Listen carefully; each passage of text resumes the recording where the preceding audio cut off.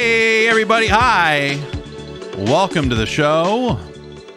Here we are. It's Tuesday, August 2nd, and the Jeff Gerstmann Show is live. I'm Jeff Gerstmann, hosting today. I turned the music back up before it had finished fading out because I'm a professional. You know what I mean? Pro level podcasting here. They don't just sell these microphones to anyone. You need to pass a test. And that test says, can you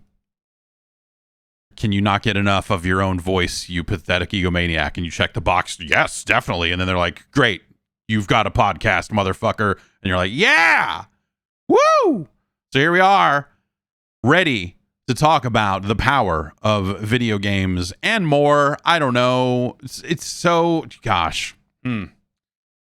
So yesterday was my birthday, and that was a good time. I ran a stream here, and we ended up playing quite a bit of Trackmania, and I decided to start a Trackmania server. I decided that would be the only logical move would be for this community to have its own Trackmania server, and so I started going down that road of paying someone 15 euros a month for, I believe, 3 months to run a Trackmania server, and that went horribly wrong. That went absolutely awry. Well, I don't know. I had to contact. This is going to be a big week for talking to customer support people and trying to get problems solved. It turns out. So yeah, kind of a long running thing. Also, I've started ranking energy drinks. I think I think that happened since we last spoke here on the podcast. Started building that list, and so that list is just getting longer, and just these rabbit holes keep getting weird. I've got another. I've got a blue Raz Bang here. I'm going to open up and see if that's any better than the Sour Heads one that I had yesterday, which was terrible, which was absolutely awful. This can is nicely dented up. That's how you know it's real. Well, let's crack this open and find out. Okay. Ground Flyer in the chat says Blue Raz Bang is one of my favorites. Like, all right, well, we'll see. I don't know. Bang is a very hit and miss for me. This smells like a blue. It smells blue.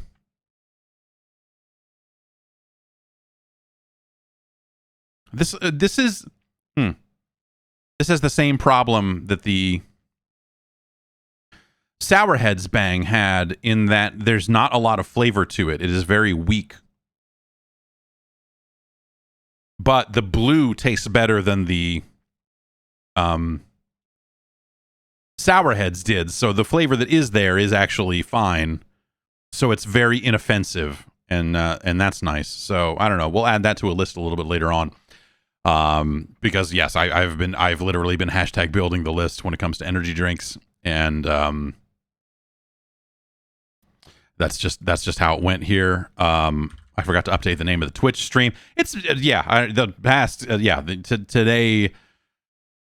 today I have been running all morning trying to get some stuff together, fix up some stuff, some last minute things, to get a couple of things together. So podcast time, I will type in to the name of this stream, podcast time, suckers, and then I will hit the button here. Great.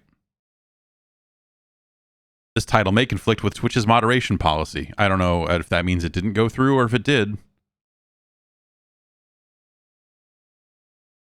I'll update it. Okay, whatever. All right. Hey. So, gosh, okay. You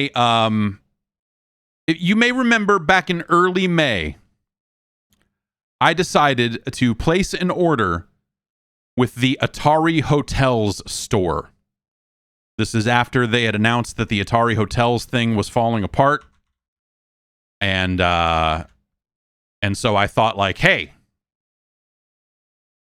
I should probably order some of this insane merchandise that they are selling that says Atari Hotels on it. That seems like it would be a terrible idea, but let's get on it and make that happen. So I placed an order for, hang on, I'm just trying to see if I can figure out what it was that I ordered. Okay, I was searching my email for the word Atari.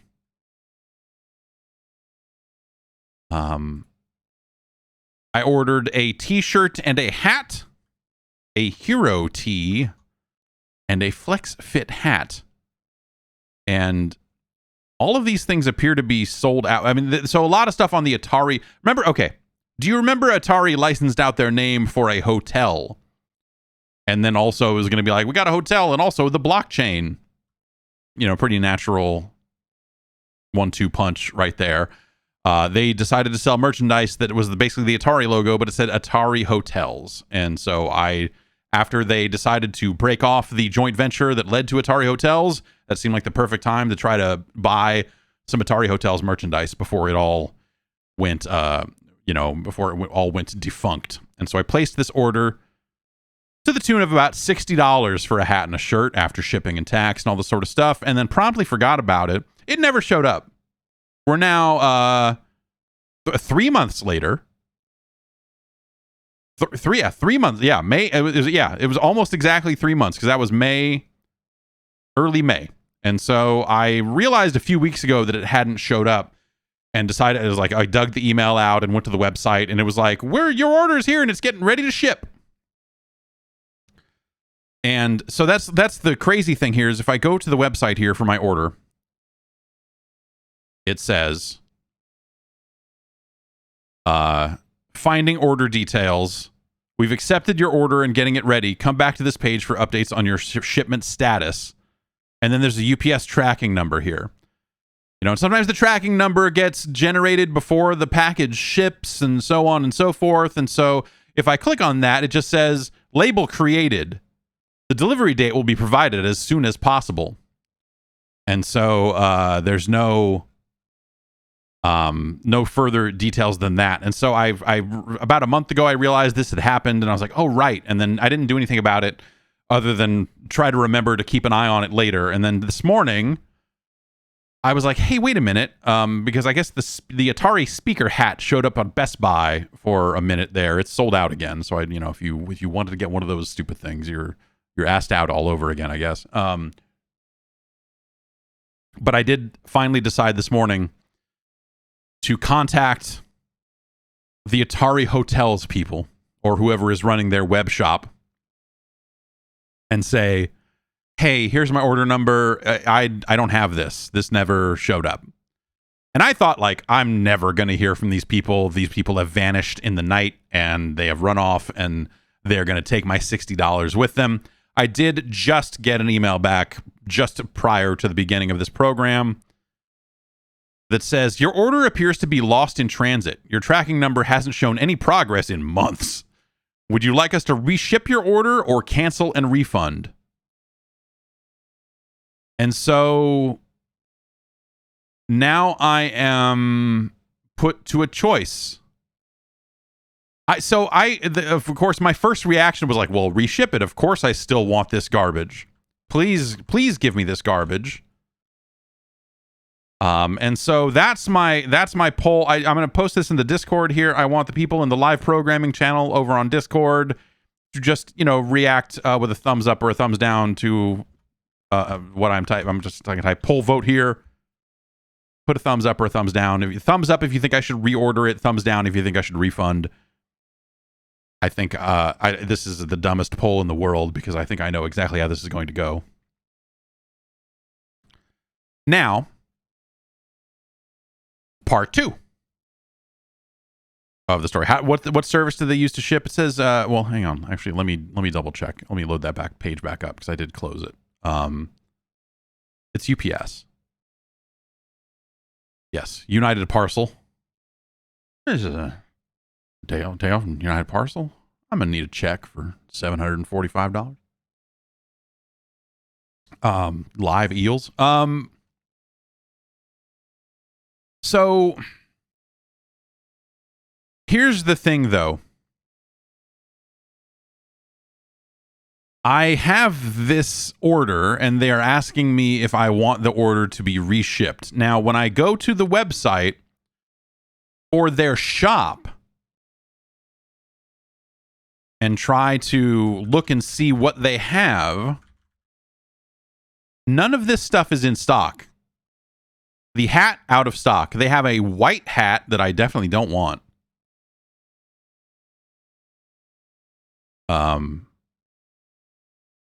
And the blue t-shirt that I ordered seems to be completely gone. Or this site is broken. I'm going to extend this. No, if I tried to extend the window, because it's like a... If you go to shop.atarihotels.com, you can see... Okay, wait, no, there is a scroll bar here. Okay. Here's the shirt. Is the shirt listed as still in stock? Blue. It is. Okay. Huh. Well... They are claiming that this item is still in stock. The hat, who knows what will happen with the hat?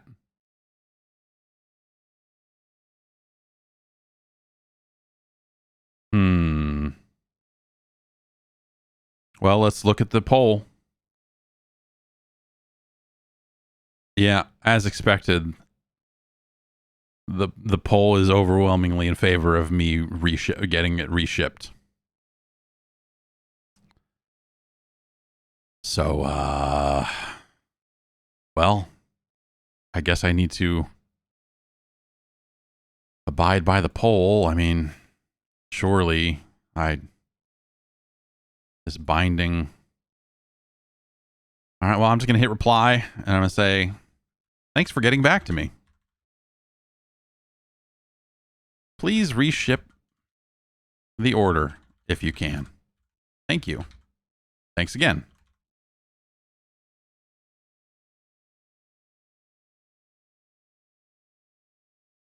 And send. Okay, let's see what happens. Well, yeah, let's kick this can down the road for another 90 days and see what happens with my $60. They've probably taken this $60 and invested it in the blockchain by now. But we'll see. I've made a huge mistake. Why didn't I just say, give me my money back? Please, just give me back my $60. I don't need the Atari Hotels shirt and hat that badly. They're not even the ones I want, because the ones I wanted were out of stock when I went to place the order in the first place. Shit. Well, patreon.com/Jeff Gerstmann is a site you can go to, and you can sign up to get access to the Discord, where you could have prevented this. You could have stopped this. You could have saved me from this, but you chose not to. If you go to patreon.com/Jeff Gerstmann, you can get bonus content, some additional shows, all that sort of stuff. Find out more on the website. Go check that out, and help us as a community make these decisions to make sure that we're getting this Atari Hotels merchandise, I guess. Trackmania servers and Atari t-shirts. That's what your money's getting spent on so far. Congratulations, everyone. You backed a winner. We're going to take a quick break. I'll be back, and I'll put this energy drink on a list, and then we'll talk about some actual video games. How about that? Weird, I know. You know, they call them hot August nights for a reason. A couple of reasons. Well, I mean, three. Okay, there are three reasons. One, it's hot. Two, it is literally the month of August. Three, it's nighttime. And what happens on those hot August nights? Well, sometimes you're just hot and sticky and yucky in bed, and it's just like, ugh. Your sheets are fighting against you. What you need is power. What you need is a miracle. And now, that miracle is here. It's Miracle Brand with their self-cooling bed sheets that can help you stay comfortable all night long. just like they do with me. I like comfort. I don't know if you know that about me. That's what it said. Yeah, that's it. That's really. I'm a big fan of comfort. I'm a big fan of keeping cool without being too cold. And that means, like, yeah, you want to blast the air conditioner all night? No, you're going to wake up all dried out and feeling terrible and all that. Ugh. Yuck.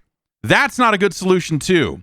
So, maybe crack a window open, hope it cools off a little bit, and then use the power of Miracle Brand self-cooling bed sheets to keep you cool. What else is going on with these sheets? You're asking. What makes them such a miracle? They've got self-cooling properties. That's right. They're using silver-infused fabrics that were originally developed by NASA. NASA, the space people, were like, we need some silver sheets for space. And Miracle Brand was probably like, well, they work good in space. I bet they would work pretty good on Earth, too. These sheets are thermoregulating and designed to keep you at the perfect temperature all night long, which will help you get better sleep every single night. And they're self-cleaning. That natural silver that they're infused with can prevent 99.9% of bacterial growth, which leaves them to stay cleaner and fresh 3 times longer than other sheets. That's right. Keep the stank out your sheets for longer with the power of silver. And they're luxurious, not just because they have silver in them. There's luxurious comfort and quality here. These sheets don't have the high price tag of other luxury brands, but they still use a premium 500 thread count sateen weave that's made with USA grown Supima cotton. That's one of the highest quality cottons in the world, I'm told. You can't go wrong with that. So stop sleeping on bacteria. Clean sheets means less bacteria to clog your pores. So, fewer breakouts and other skin problems on top of all that comfort. Do you want to get in? Of course you do. Get in right now. Get in with me. Go to trymiracle.com/Jeff to try it today. There's a special deal going on right now for you, the listener. Use that promo code Jeff at checkout to save 40% off, and you'll get 3 free towels. What? This is a bonus on top of a bonus. Miracle is so confident in their product, it's backed with a 30-day money-back guarantee. So if you're not 100% satisfied, you'll get a full refund. That's right, baby. Upgrade your sleep with Miracle Brand. Go to trymiracle.com/Jeff and use the code Jeff to claim your free 3-piece towel set and save 40% off? Man. That's savings right there. Again, that's trymiracle.com/Jeff. And thank you, Miracle Brand, for sponsoring the episode. Okay, we're back. Hi. I went and I'm in the middle of doing some dental things, teeth-related business is happening here. And so at night I'm wearing a night guard for my TMJ, and I don't know what the hell it's doing. It's an upper night guard, and so it's supposed to be like, oh, well, your jaw closes differently now when you're wearing the night guard, and that's good, and that's right, and that's proper. But I don't know that I grind my teeth at night. I think my jaw hangs at night, and so I'm not sure that it's actually doing anything other than moving my front teeth around ever so slightly, which is fine because I think the next step in my procedures is going to be to move a bunch of my teeth around to correct some orthodontic issues that I got after I had my braces. I had braces when I was like 15 or so, and then then years after that, I had a bar on the bottom of my teeth too long, and all of a sudden now they're crowded and all this. So I'm like, oh, okay, well, look, I'm finally going to go to a dentist after a few years of, no pandemic dentistry. And so I went in and they're like, your teeth look pretty good for not having been to a dentist in 3 years. I'm like, great, good. That's nice to hear. And so I'm finally getting some of this stuff done that I've been putting off for literal decades on some of the other stuff. And anyway, I'm going back in tomorrow for my first orthodontic check. But the night guard is weird. And I think I'm coming to this realization that when I'm sitting at my desk, I do clench my jaw. And so maybe I Maybe I need to wear the guard while I'm sitting here or something, but like, so I don't clench my teeth together. Instead, I hold my jaw tight, but my teeth are apart. Like I go, like, but my teeth are technically not touching, but I am flexing every muscle in here as hard as I can, and that almost feels worse. So I don't know what's going on. I don't know what's going on. We'll find out. Anyway, maybe I should just get some more caffeine in me. That'll probably help. That's where the power lies, brother. Okay, so we've handled our Atari Hotels business, and hopefully we will receive that order, I guess. I don't know that at this point, I'm like, what's a more entertaining story than do I actually want the shirt and the hat? But,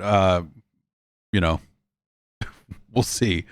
We'll see. What else is going on? Let's talk about some video games, huh? I got back into... So this is weird because the way I'm interacting with this game is exactly the same, but the way it makes me feel has completely changed. All right? Does that make any sense? Power Wash Simulator. It hit 1.0. It came out of early access, all that sort of stuff. And I decided to look in on it to see how it's changed. It hasn't really. It's just kind of there's more of it, you know? Like the last time I played it, it was exactly this game, and it is pretty much the same sort of stuff. And so yeah, it's if you have not played Power Wash Simulator, lights went out. I don't know. That's weird. Okay. Are we still live? The lights went out. Okay. We're okay? All right. Well, the lights went out. Power Wash Simulator. You blast stuff with a pressure washer. The video game. And so I'm up to this haunted house and I'm spraying stuff down. When I was playing this game months ago, I found it very tense. I found it very like lean forward esports, like a sweaty video game. I don't know why. Like I was playing a lot of it, and then I discovered that like my entire upper body was clenched, like my shoulders, everything. I was just like, I gotta clean it. Like I don't know what it was about that game that was like triggering something in me that was making me play it in that lockdown really crazy way, and I had to stop playing it at some point. I was like, this is like playing this game is stressing me out somehow. I don't know what the heck is going on, but like I had an adverse reaction to Power Wash Simulator. For as much as I thought, this is an amazing video game. What a cool idea. What a silly thing. The feeling of blasting the dirt off this stuff. Yeah, this is great. But it was also like locking up my body in some really strange way. I don't understand. So it hit 1.0 and I was like, I should reinstall Power Wash. I should reinstall Power Wash Simulator and see where it's at. See what happened. And I started playing it again and went back to the same playground that I was doing and had my nozzles and all my stuff. And I was like, yeah, this is incredibly chill. And it hit me the way that I felt like it should hit me. It was like, oh, okay, this is now like a relaxing, like I'm just going to blast the mud off of this playground and then this skate park and this golf cart and all this other stuff. And it was nice. I felt like I was lounging.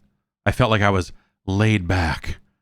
And that's exactly what I wanted. I still am playing with mouse and keyboard because for some reason that seems like the way to play it. But at the same time, it does have controller support. And so I wondered if maybe that would be the thing of like, oh, well, no. Playing that game with a controller seems like it would super suck, right? Because you need a precision to blast the dirt off these surfaces, and a controller is just not going to give you that. So I don't know. I picked up the controller instinctively when I launched it, and I was like, oh right, no, this is a mouse and keyboard game. No, and set it down. and said, forget it. I don't need it. And so I don't know. I am probably going to install it on the Steam Deck and kind of see what's up with that. But, yeah, I had that on. I had Power Wash Simulator running while I was watching some wrestling over the weekend. And, that was a nice combo of like, I could have the wrestling over here on this monitor and then, the Power Wash dead center and kind of look over there and be like, is this old man dead? No? Okay. Good. All right. Good. And so that was that made for a good combo. I guess that's akin to a podcast game. Yeah. There's going to be a Ric Flair level for Power Wash Simulator. We can blast all the blood and confetti off of him. Blast all the Kid Rock cooties off of him.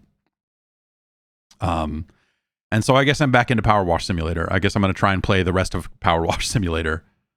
Does it have workshop support? Are people going to be able to make their own custom levels? Like it's Power Wash Simulator seems very cool. And then also you look at it and you're like, this seems like I'm going to go in and I'm going to clean up these 9 things. And then that's going to be the end of that. I know they've got modes in there for like competitive power washing. Like, how much water did you use to clean it? How much time did it take you to clean it? I know they've done some kind of leaderboard type stuff around that, or some kind of measurement of your performance that way. And nothing could be less interesting to me, from a player's perspective, anyway. From a true player's perspective, if you will, as competitive power washing. But that also sounds like something I would not mind watching on Twitch. Like competitive esports level, esports grade power wash simulator. That seems like that would be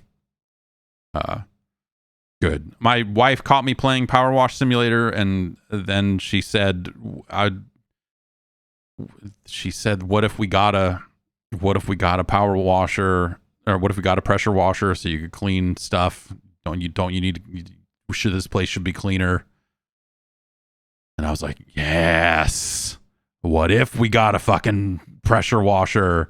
And I thought, I feel like if I was out front of the house here in Southern California with a pressure washer blasting the house, I feel like the cops would come and take me away. I feel like they would show up and be like, you're going to jail for using water, motherfucker. And I would be like, nope, you're right. I get it. This was dumb of me to, yeah, you're right. No, you're right. And they're like, oh no, we're not talking about the pressure washer. We discovered that you're watering your lawn 2 days a week instead of 1. And I'm like, it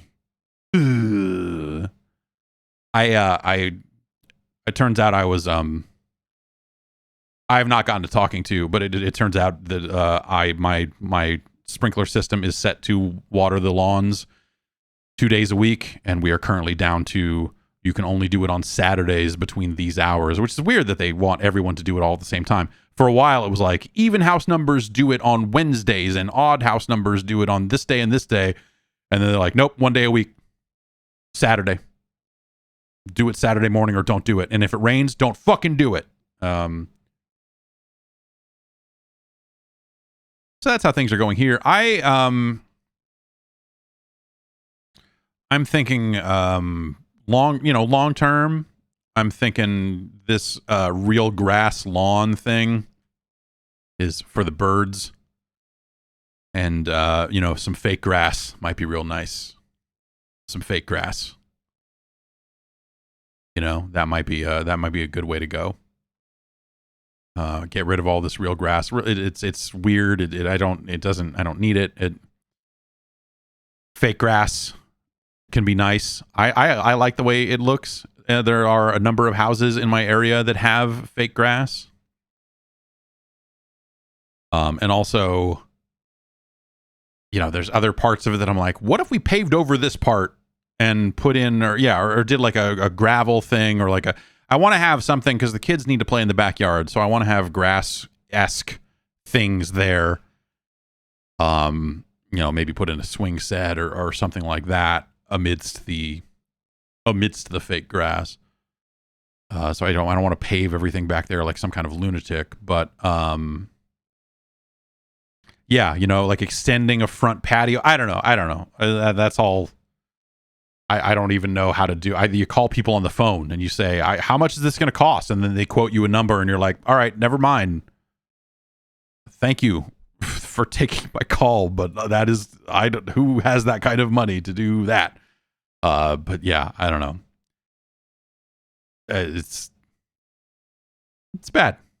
It's bad, but I don't know. It's been bad. My old house, we were not in a drought situation as bad as the one that has happened to this state this year, but I went 7 years or something without watering that lawn. That lawn just died, and we had a couple of trees die and stuff too.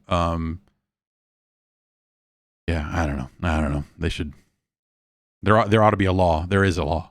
I'm just flouting it. Anyway, I'm still waiting. So one of our customer support situations is on its way to being resolved, right? I'm going to get my t-shirt and my hat from Atari Hotels, and I could represent the hottest brand in gaming and lodging simultaneously with the power of Atari Hotels. And so I'm really looking forward to that. The other one is, again, I went to some I went to some German website and I said, yes, I will give you euros for you to run a Trackmania server on my behalf and let me configure it and do all that sort of stuff. I rented a Trackmania server. And if you're not familiar, Trackmania servers can be run on just the natural Trackmania software, but that's not entertaining. If you want to have fun with a Trackmania server, you need to run a kind of a server controller kind of on top of it that adds, whether it's more rankings or just, a variety of different fun features that enhance the experience, such as music. If you want to have custom music on your Trackmania server, and I do, then you need to be running a server controller like Evo SC or Pi Planet. These ones are running Pi Planet. Anyway, long story short, I got this server. I got I got to the point where I could push a button to launch it, and I pushed the button to launch it, and it just goes like, yeah, server's running. All right, now we're going to launch Pi Planet. That failed. Yeah, that doesn't work. That failed to launch. We're going to stop trying to launch it because it keeps failing. I was like, okay. No real documentation per se in terms of like, here's an easy way to run this thing, and here's an easy way to modify it, and here's an easy way to do this. They kind of assume that you're just going to go read the Pi Planet documentation, which I did, and that means I know how to add tracks to the server and do all this other stuff, but Pi Planet has to be running for that to work, and so Pi Planet's not running. That's a good question. A question from the chat here. Why did you go to a sketchy Euro host? Because it's Trackmania. Who the fuck else is going to rent pre-configured Trackmania servers other than lunatics in Europe? That's it. That's all there is. My choices of where the server could run were Germany or France. I'm like, I guess I'm going to choose Germany. I guess I'm gonna choose Germany. So I don't know. Yes, I may hop on the Discord or do something. So anyway, I wrote to them and said, like, I pushed the button, but it didn't go. And hopefully they will get back to me and let me know what I need to do to make it go. And then we can get that up and running, and we'll stream some more Trackmania. And I've been playing Trackmania every single night now, ever since I installed it on my Steam Deck. And that has been great. That has been a perfect, I'm laying in bed on and under these fancy sheets and enjoying the power of Trackmania from bed. And it's been a really good thing. That game's not on Steam, so you have to jump through some hoops, Trackmania style, to get it going. And I did that. I installed the Ubisoft Connect launcher on my Steam Deck, and then used that to install Trackmania, and then got Trackmania going. And the other option, of course, is to just set up a VPS and do all that stuff and set up a server from scratch. I may do that. down the line. Actually, okay. Okay. We're gonna break it down here, people.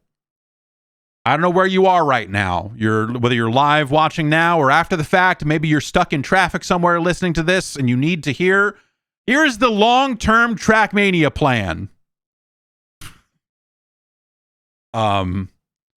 Eventually this town is supposed to be serviced by a lot of fiber optics, a lot of hot internet.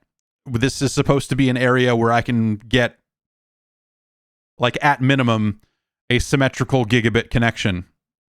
Right now I have 40 megabits up, and that's fine for a lot of things, but not for running a high-powered Trackmania server here locally, or all that other stuff. Getting a lot of those servers and stuff up and running. So the hope here is that eventually I will just start running a Trackmania server locally, and I will have a server going and all this sort of stuff. But for now, I'm going to rent a Trackmania server from these fine folks in Germany. And hopefully they will get back to me and help me make it right. And then when that is right, you will know, because I will be telling you here that we have a Trackmania server that you can connect to and play. It has 100 slots on it. I believe you will need to be a paid Trackmania player. The $10 version works fine for that. I don't think you need to be a part of the club tier or whatever the hell, but I could be wrong. That stuff is still a little confusing. But yeah, Trackmania in bed, running on the Steam Deck has been really awesome. That's probably the most fiddly thing I've done so far in terms of installing non-Steam stuff onto the Steam Deck, and it was a bit of an ordeal. If you Google like Trackmania Steam Deck, a guy wrote a really good tutorial about how to do it. It is not. I was not able to do it the way that he did it, but it was at least enough of a pointer in the right direction for me to go like, okay, this thing he's saying to do does not work, but I know I can do it this way instead. And anyway, I got there either way, and it's great. It's great. I'm laying in bed and doing like 5 or 6 Trackmania tracks before bed, and that's a good relaxing end of the night sort of thing. The Steam Deck has been really good for that type of wind down gameplay. I don't know if that's a thing you do near the end of the night. You go like, let's play some games, and the games you maybe want to play near the end of the night just naturally become a little different than the ones you play a little bit earlier. And so, yeah, I don't know. Trackmania is a really great game to just have kind of at arm's reach or whatever, and all that sort of stuff. So yeah, that's been nice. Some people need a full disconnect, right? I mean, some people, and I do that generally speaking with my phone. I definitely try not to look at my phone in the middle of the night, because the light of it, once I actually do go to sleep, the light of the phone will really mess me up. And so I've gotten a lot better at just not, if I wake up at 2 a.m. because the baby starts making noise or whatever, like, I'm pretty good at really not looking at my phone very much. Of course, I did tweet at 4 a.m, but what are you going to do? Not tweet at 4 a.m? Hell, I don't know. Redshot is the other game I've tried out this week. I have not played much Redshot. This just launched on Steam. It is $15. It came out yesterday. It is billed as a bullet time Metroidvania, kind of a pixel art style. I am very early in on it, so I am not really sure how I feel about it just yet. But you basically, you can pull the left trigger and go into bullet time at any point and slow things down, which will help you aim shots while you're jumping in the air and doing some other stuff like that. And so there's some kind of cool ideas at play. But yeah, that's a highly preliminary take on Redshot. I will check out some more of it, and perhaps we'll stream a little bit of it this week if I end up liking it more than I am right now, or we will just talk about it next week. We'll see. Why don't we get into the news?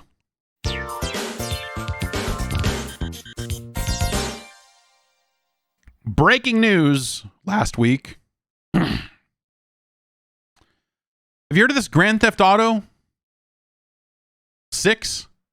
They're going to make Grand Theft Auto 6. They made 5 of them, and now they're going to make another one. That's it. That's the whole story. No, this is an interesting kind of look at Rockstar.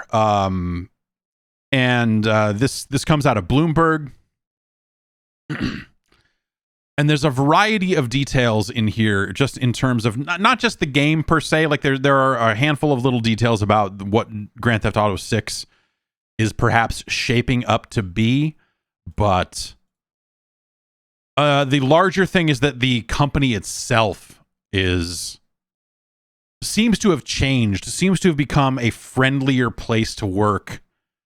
And morale is better, but also progress has slowed, and so the game is maybe taking a little bit longer because they're not working people to death.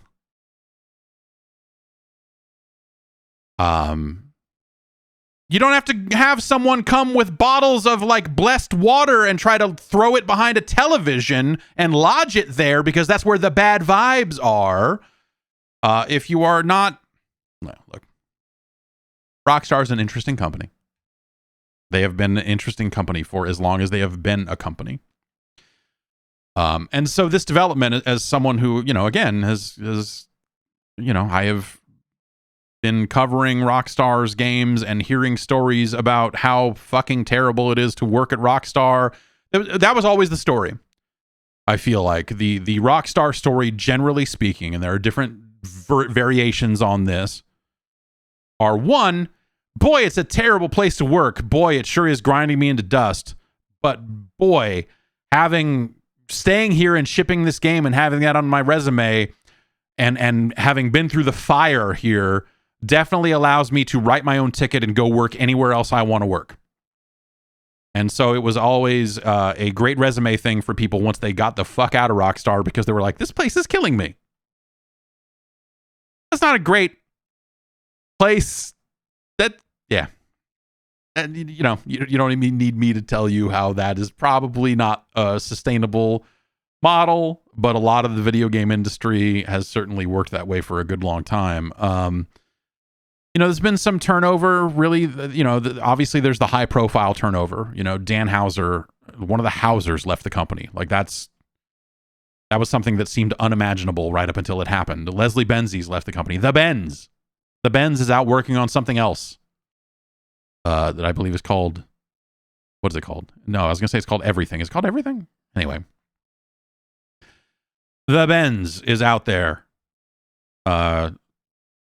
closing up, working on whatever he is working on along with a team. And so I don't really know what the studio leadership looks like these days. In terms of, there's quotes in this story from Jamie King, who of course was there early on. Jamie King left a while ago. Jamie King was one of the people I talked to the most about Def Jam Rapstar.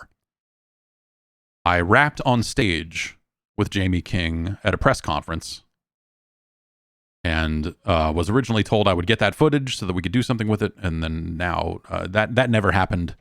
And I'm still mad about it. Laszlo, who did a lot of the radio stuff and became an increasingly important part of the writing team there, as I understand it, over the years, has left as well. So yeah, it's just a huge.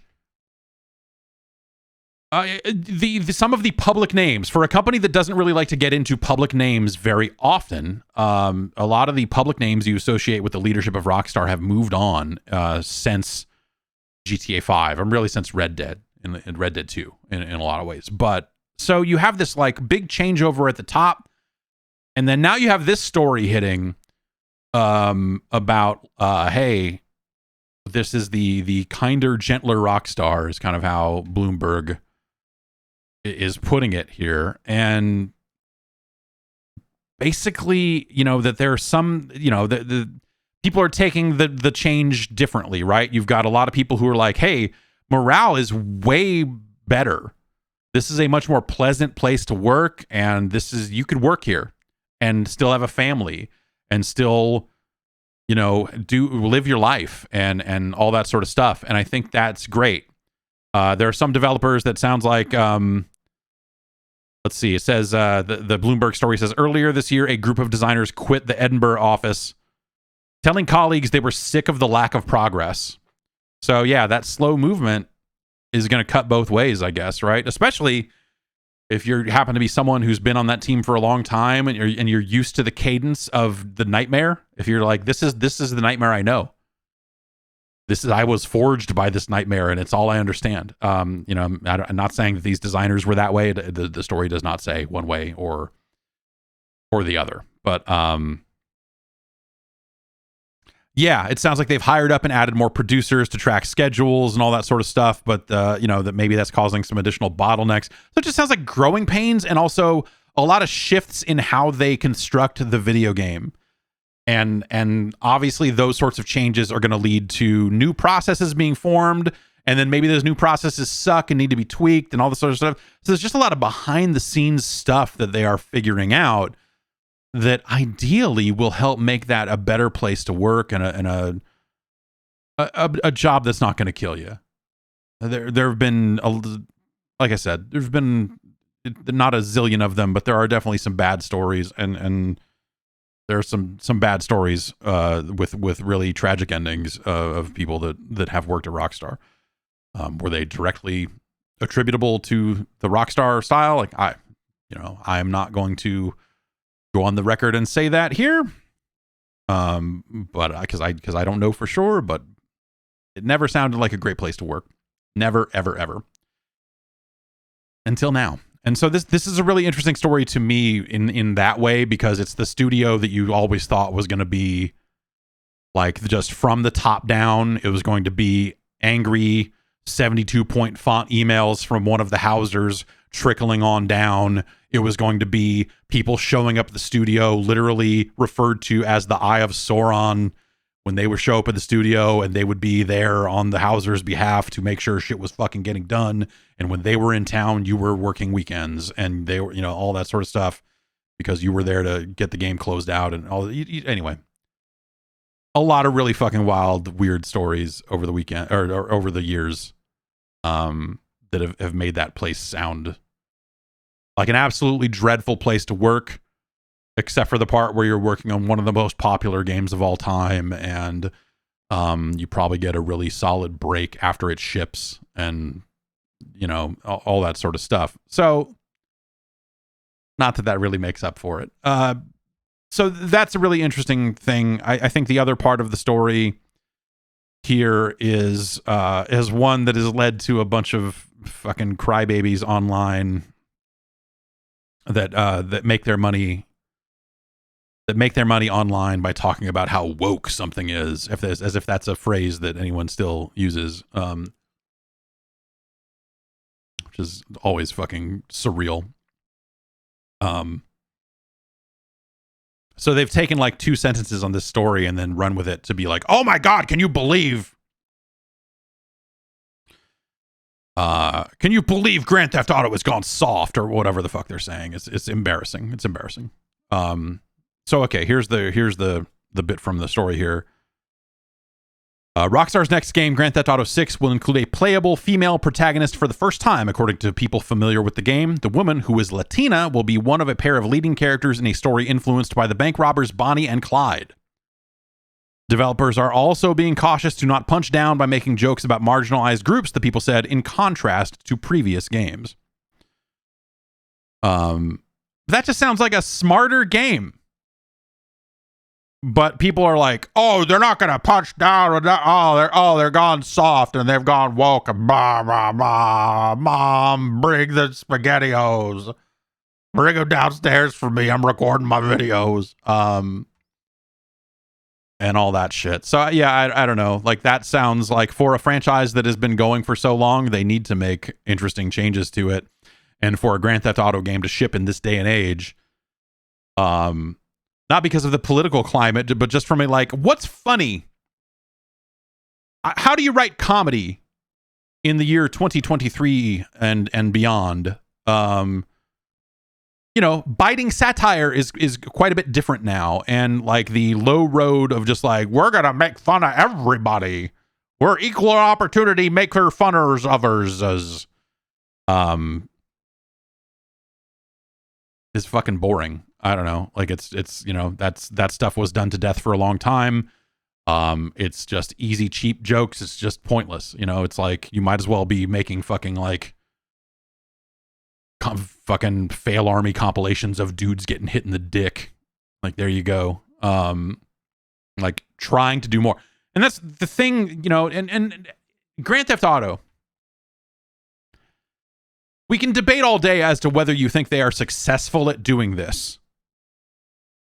But the impression I always got from them in terms of the way they presented their games was that they were trying to be at least a little bit high-minded about it. They thought that what they were doing was not only an achievement from a video game perspective, but from a story, like all the stuff. They're like, no one else is doing anything, not only on this scale, but we are doing storytelling. We are pulling from movie, and a lot of their games are, very inspired by film and all that sort of stuff. I've told the story numerous times about like, sometimes you would go to Rockstar at the early part of the process of them announcing a game. And like the first thing I saw when it came time to see San Andreas was they showed me a video that someone had cut together of like clips from like Menace to Society and Boys in the Hood and all this other stuff, kind of all cut together. Said, this is the tone we're going for.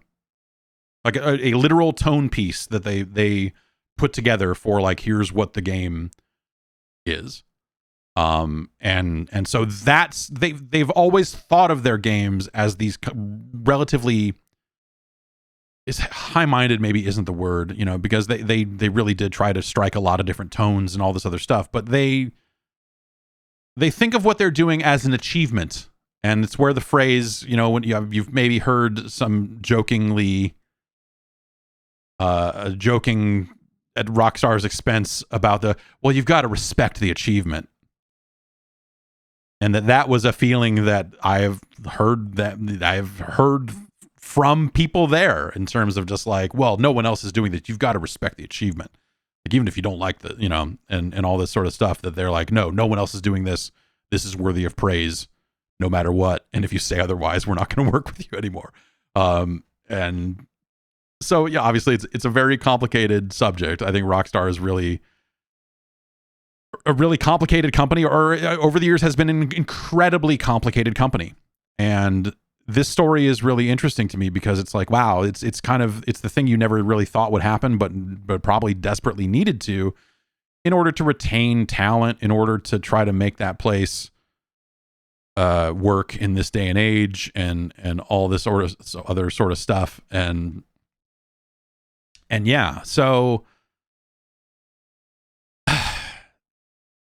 yeah, it's hard to reconcile. And I think the thing it is much easier, I think, in this day and age right now, 2022, with the benefit of hindsight, to really shit on the Grand Theft Auto games. And I get it.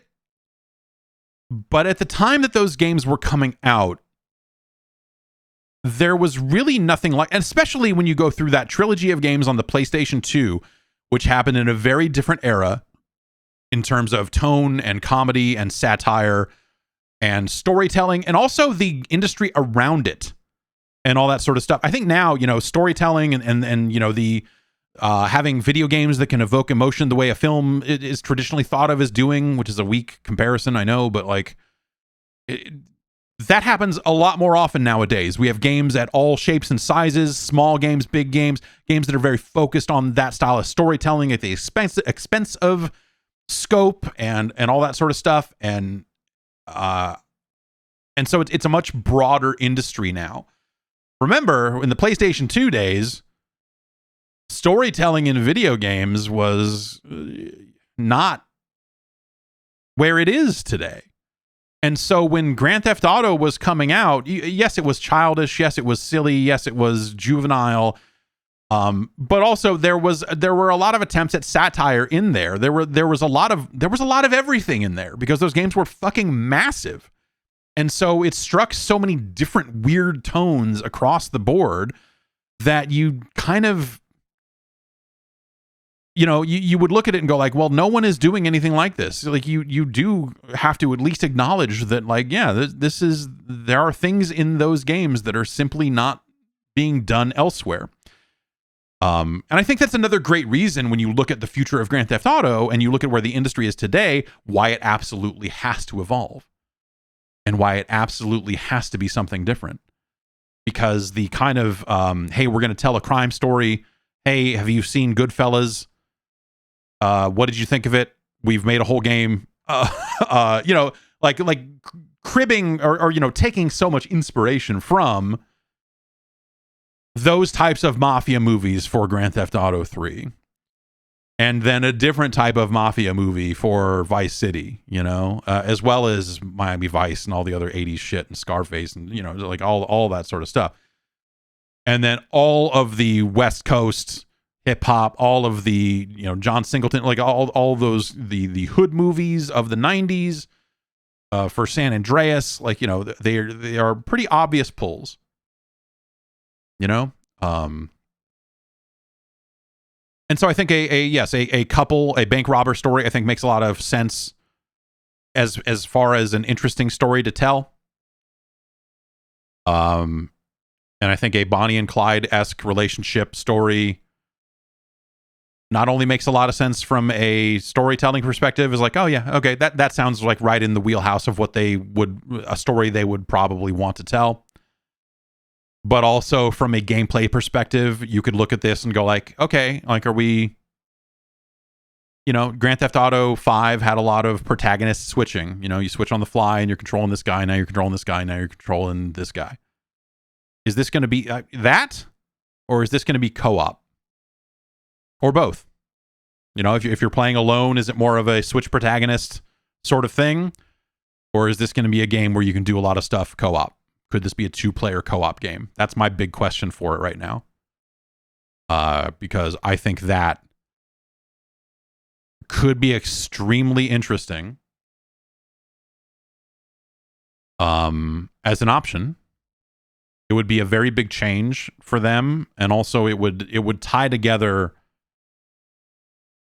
It would tie together some of the aspects of that.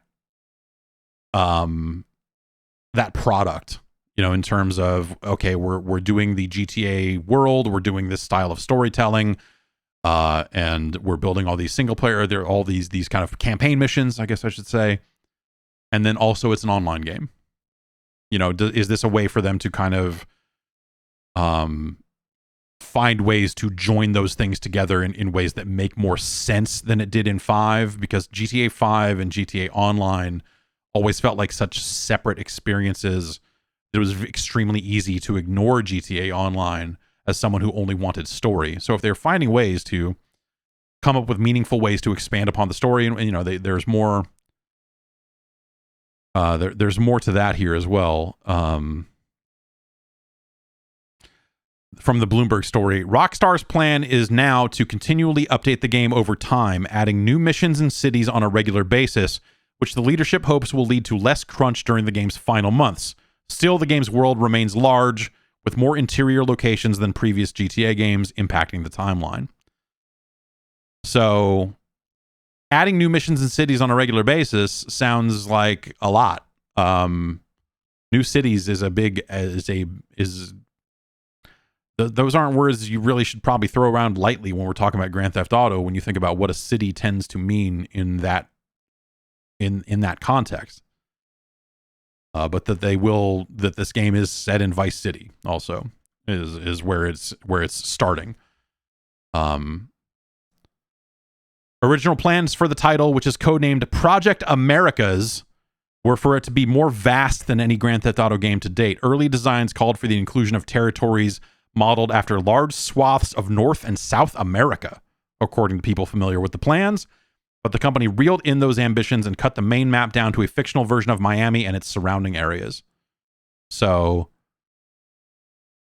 again, this sounds like a sane way to produce that project. It sounds like a way to continually add content to the game in ways that benefit both people that want to play a campaign and want to expand whatever the future of GTA Online ends up becoming. If you eventually get to a point where you're like, okay, we got this team of bank robbers and now they're going to South America. Like, yeah, you could totally do that. And that would absolutely work over time. And it also fits from a perspective of like, hey, when this game comes out, when do you think GTA 7 will come out? Take a look at how long GTA 5 lasted, all that other stuff, and how is that going to work? And yeah, obviously there's still a lot we don't know. I can really only sit here and kind of speculate at you about what this means for the future of that game. And I'm kind of coming from it in terms of, I assume that they are going to ship an online game alongside this. You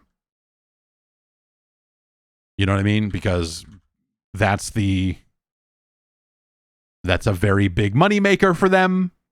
GTA Online, if they're going to put out a new Grand Theft Auto, it would probably mean that they are going to have an online thing with this. And so that's what I thought, start to think like, well, if they're doing co-op, if they do co-op, and again, I'm speculating, but then is this game always connected? Is this game always online in one way or another? I think that only works if you are doing a major rethink of what Grand Theft Auto is as an online product, right? Because you kind of have to try to think like, okay, what would they do next? And I look at Grand Theft Auto Online as something that would be a very suboptimal place to play GTA campaign missions, because you've got other people in there doing dumb shit. And the other thing about Rockstar over the years is there are a lot of contradictions when it comes to GTA, the game that they make and the game that they talk about making. And, you know, when Rockstar goes and talks to you about the next Grand Theft Auto game, or when they're showing trailers of the next Grand Theft Auto game or whatever, they're not doing all of the stuff that people do in a Grand Theft Auto game. And actually, I reached a point where I don't even do this stuff anymore because I've done it. It's not, here's a trailer of us shooting as many cops in the face as we can, and then these tanks show up, and like, they're not putting out content that is focused on the open world chaos aspect of GTA. They're usually not putting out trailers and really putting a spotlight on, like, did you know if you run over the prostitutes, you get your money back? Like, that's not a trailer they're making. It's a nuance that they put in the game. We can debate, again, if that's a positive or negative nuance to add. But it's something that they've always had in their games, and people have always done in their games. And I've always got the impression that whenever we would put up videos of that aspect of the game, I'm thinking about a couple of conversations over the years, or a couple of just like, there was always just like a exasperated head shake, because I think they think of their game on a different level than a lot of the players do, for better or worse. They've made a game that allows for all of that allows for those sorts of shooting sprees, and they've allowed for all of the sorts of things that led to politicians referring to GTA as a murder simulator and all of that other stuff. But it's not the focus of the game, right? And that's always been weird. I don't know. It's always been weird. Grand Theft Auto has always been weird because of that stuff. And I think as they got more and more famous, as the games became more and more popular, as they spoke for more and more of the industry by their existence, that stuff, I think, became even more out of place. Not to say the game shouldn't have it. I mean, if you're making an open world game, you're making an open world game, and people are going to do what they're going to do. And I think it behooves them to allow it. So I'm certainly not saying they should take out shooting sprees from Grand Theft Auto or whatever. But they've always been very focused on, like, the story. they've always been very focused on like, you know, this is what this character is going through and all that sort of stuff. So it's always been interesting. Like the impression is always that they are thinking very differently about their games than the public does. And so that was another aspect of GTA Online that always felt crazy, because GTA Online felt much more like I drove up to this guy and shot him in the face, haha, and then stole his car and did this, and then we did, you know, and in much more chaos, much more of the weird shit came out of that game having online, and that being something that they kind of maybe had to cater to, and figuring all that sort of stuff out. I don't know. It just, the GTA Online experience always felt so out of step to me with how I had viewed those games, or the impression I got of how they viewed those games. Like GTA Online felt like, it seems like the sort of thing that they would look at and think it is beneath them, I guess. I don't know. It's weird, but it's also so fucking, it makes so much money. How the fuck do you know? I don't know. It's like I said, Rockstar is a fucking weird company. So I don't know. I all this does is make me, you know, very curious about the future of Grand Theft Auto. It makes me hopeful that that's like a better studio to work at. Like that's a big one. If the working conditions at Rockstar can improve, then maybe this industry has a chance after all. But yeah, there's a few other bits and pieces in the Bloomberg story about that sort of stuff. Basically saying like the financial success of GTA Online, and this is a quote from the story here, has given Rockstar leeway to make sweeping changes and take its time on the next project.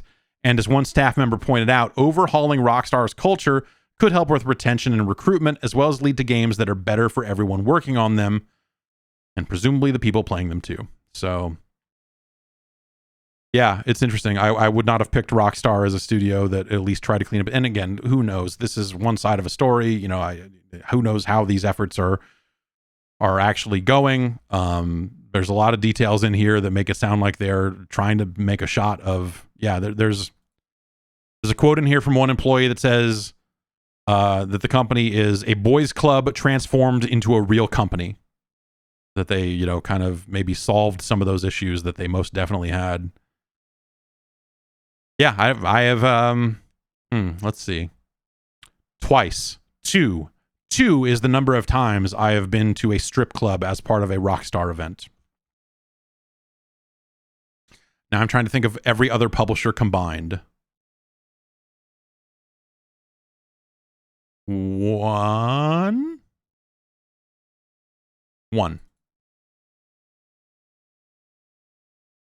Whatever that's worth. I don't, you know, hey.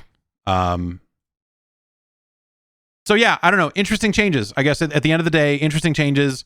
And what does it mean for the game? What does it mean for the people working on it? Like all that stuff sounds potentially very interesting. I think that the duo, the bank robber duo, I think has potential as a story as far as like a direction you could go in.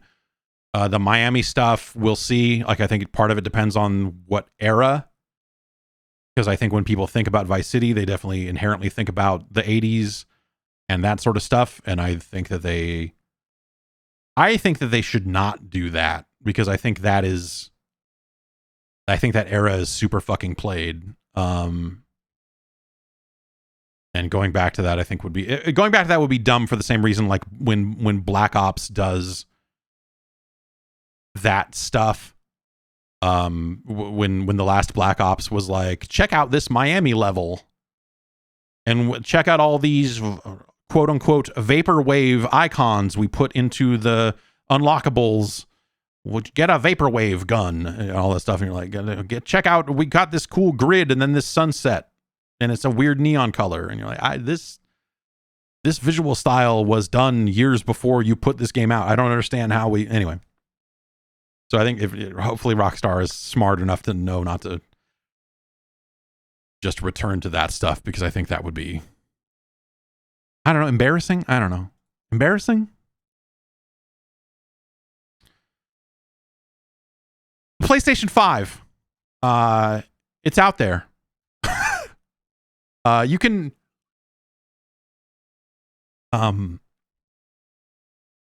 they're making some changes here in the fall. They are going to take away the Accolades feature. Hands up, whoever saw the Accolades feature on the PlayStation 5? Did anyone interact with the Accolades feature on the PlayStation 5? Is anyone even aware of what it is? I see one person in chat saying they interacted with it one time at launch. You saw it in Destruction All-Stars, and that's it. Yeah. Yeah, so the Accolades feature... Oh, it was in Siege too? Okay, so the Accolades feature was something that would show up at the end of a multiplayer match, and it was a way for you to... I believe there were 3 different awards you could give, and it was like, good teammate, or, you know, whatever. I don't remember what the 3 awards actually were. But this was something where, yeah, you could earn accolades. You could give accolades at the end of a match if you were a good teammate and another person decided to go like, oh, I'm going to go through this menu and give you an award. Then you would earn accolades. I don't know where they showed. I don't know if accolades would show on your profile, like how many times you got the good teammate system or whatever. It was very poorly supported. It did not show up in most games. It was something that, you know, I only ever saw it in Black Ops. And speaking of Black Ops, that was the only time I ever saw the accolades feature. And how this would work is at the end of a match, I believe there was a button you could hit to pop up a PSN, like a front end menu. And then from there, you could reward players that were in your lobby, on your team, whatever it was, and give them one of the little trophies. This feature is going to be stripped out in the fall. They are removing it from the PlayStation 5. There's a brief mention of this on the PlayStation support site. There's a page on the PlayStation support site that just says important notices regarding PlayStation products and services, discontinued PlayStation apps, features, and services. Find out which features are no longer available on your PlayStation console. And it's just a long list going all the way back to PlayStation Mobile in 2015. And, hey, starting on October 7th, 2019, Facebook integration will no longer be supported on the PS4. Hey, Ustream features are no longer available on the PlayStation 4.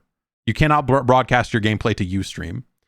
So this page just gets another chunk added to it every time they remove something.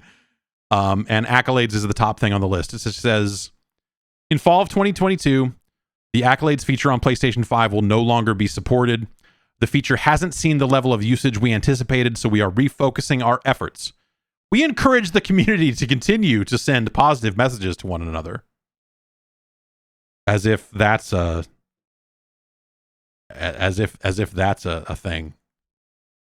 I'm waiting. My daughter is at the window. Sorry, I'm waving at her very briefly here. Hi. She can't actually hear me. So this was especially poorly implemented in Call of Duty. And I don't know if it was in Vanguard. I only played Vanguard on the PC. So I never saw it running on a PlayStation, if it was in there or not. But the most recent Black Ops that launched alongside the PS5, this was in there. And the implementation was awful. Because if you remember, Call of Duty... Activision has their own player name system for Call of Duty. So when you're in-game in Call of Duty, you see players like COD names or whatever they call them. You see their Activision ID. You see their Call of Duty ID, whatever the heck it is. And so you would finish a match and go like, oh man, yeah, Butt Dong 800, it sure was a good teammate. I would like to reward them with an accolade. You pull up the accolade menu, and on the accolade menu, it just shows people's PSN names, not their Call of Duty names, which can be 2 totally different things. And so you would open the menu and see an entirely different list of names and go like, well, I wanted to give I wanted to tell Butt Dong that he is doing a fantastic job, but his PSN name is not Butt Dong, and so I don't know who it is. And so it was just a miserably poor experience. It was just like one of those things where you're like, well, this was incredibly poorly thought out. This is a bad implementation of a system that is questionable to begin with. And so they're removing it. They probably should. It's sad, I guess, in a way that like a feature built to specifically send positive feedback to other players is getting removed for lack of use. But at the same time, the implementation always seemed very poor to me. And Call of Duty Vanguard integrated something directly into the game of their own that was like, here are 3 players that we think did okay. Which one's the MVP? And so players would vote. And I think, did Overwatch do that eventually? I don't know. I don't remember. I saw a survey for that Activision sent out for Overwatch 2 recently, separately from this. And it was just like, you know, typical game survey. They're like, hey, have you heard of these games? Do you play games on these platforms? Cool. What sort of cosmetics would you be willing to pay for, and how much would you be willing to pay? How much would you pay for a weapon charm? How much would you pay for an epic skin? What about a legendary skin? What about a skin and 3 voice lines? What do you think that bundle's worth? It's like, it was page after page after page of, now how much would you pay? And that sounds about right. I was gonna yep, that sounds about right for where Overwatch 2 is at. I don't know. They are also discontinuing Trend. Okay, this is I forgot that this happened, but this I do remember this now that I'm reading. Trend Micro has provided kids safety and web security service to safely access the internet with a browser on your PlayStation device. For PlayStation 3 in November 2007, for PSP in April 2009, and PS Vita in December 2011, and will stop providing the service as of May 31st, 2023. So if you've been using Trend Micro's web filtering to keep your kids safe on the internet on your PlayStation 3, PSP, or Vita, that is also going to be discontinued next year. So get ready. Get ready for that. But yeah, the Accolades thing seemed like a misfire from the get-go. And you have to wonder, will Sony also eventually pull out the activity card stuff? It just doesn't seem like that's getting a lot of uptake from third parties. You know, the like, oh, launch into this activity directly from the menu. Like that's a really cool idea that a lot of developers seem to never touch. And so, like, Sony seems to be the only ones really doing anything with that. And then also are the activity cards better in the beta? I upgraded to the beta and have not really dug through it. I know that there's a PlayStation 5 firmware beta going around that adds folders in the most backwards way imaginable. And some other stuff like that. But okay, activity cards are potentially better. Okay. We'll give those a look and see if those have truly improved. At least they're trying to iterate on that, because that's at least a cool concept. But developers need to support it for it to actually work and be good, right? So it's also it was cool in Spider-Man, in Miles Morales, when you could just jump into an activity directly. It was almost like a bootleg fast travel, which was kind of awesome. But there's just a handful of... It feels like there's only a handful of PlayStation 5 games that I've seen that really take full advantage of it.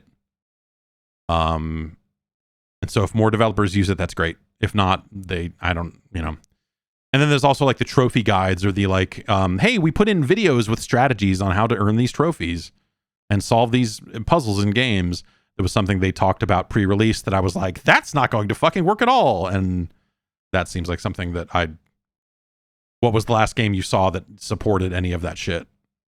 I'm going to guess and say that it was Horizon, because I would expect a first-party game to do it, but did Horizon do it at launch? I don't know that it did.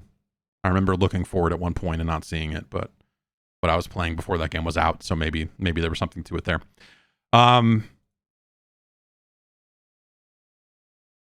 So yeah, Accolades. Rest in peace to Accolades.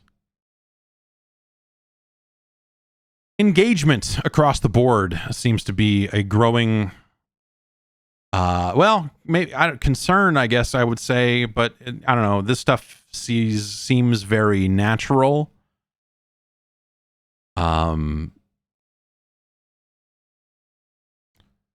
Engagement on the PlayStation 5 is down. They have shipped 21.7 million consoles, according to PushSquare.com's recap of Sony's quarterly financial reports.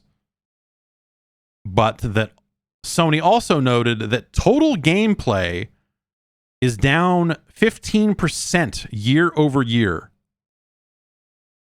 for the quarter ending at the end of June. And that seems like a lot. Sony then went on to say, this is a much lower level of engagement than we anticipated in our previous forecast.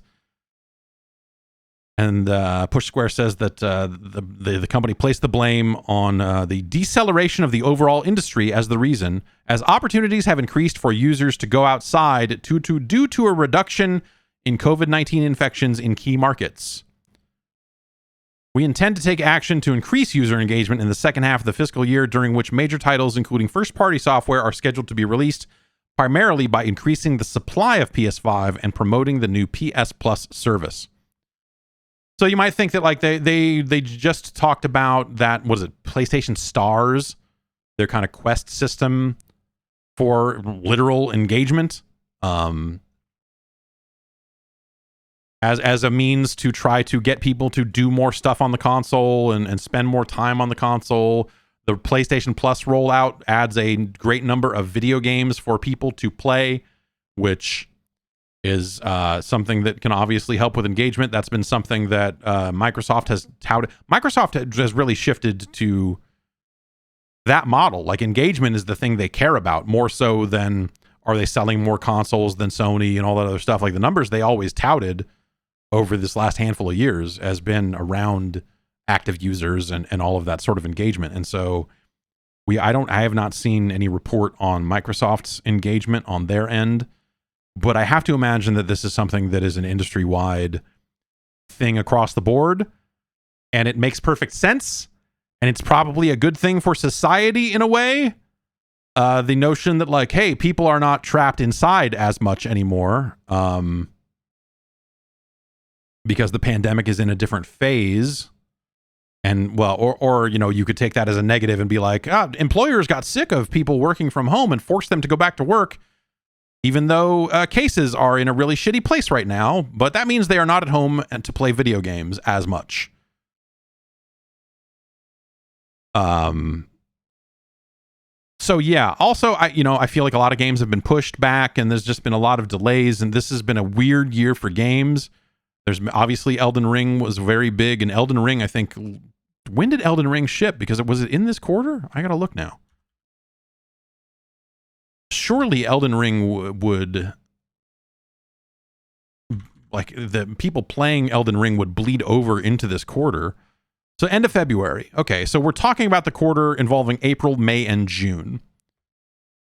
So maybe by April, some people were getting done with Elden Ring, and so maybe it's not as much. But every story I heard, talking to people around the video game business, was a lot of people saying like, hey, Elden Ring came out and our monthly user, like our active users fucking fell off a cliff.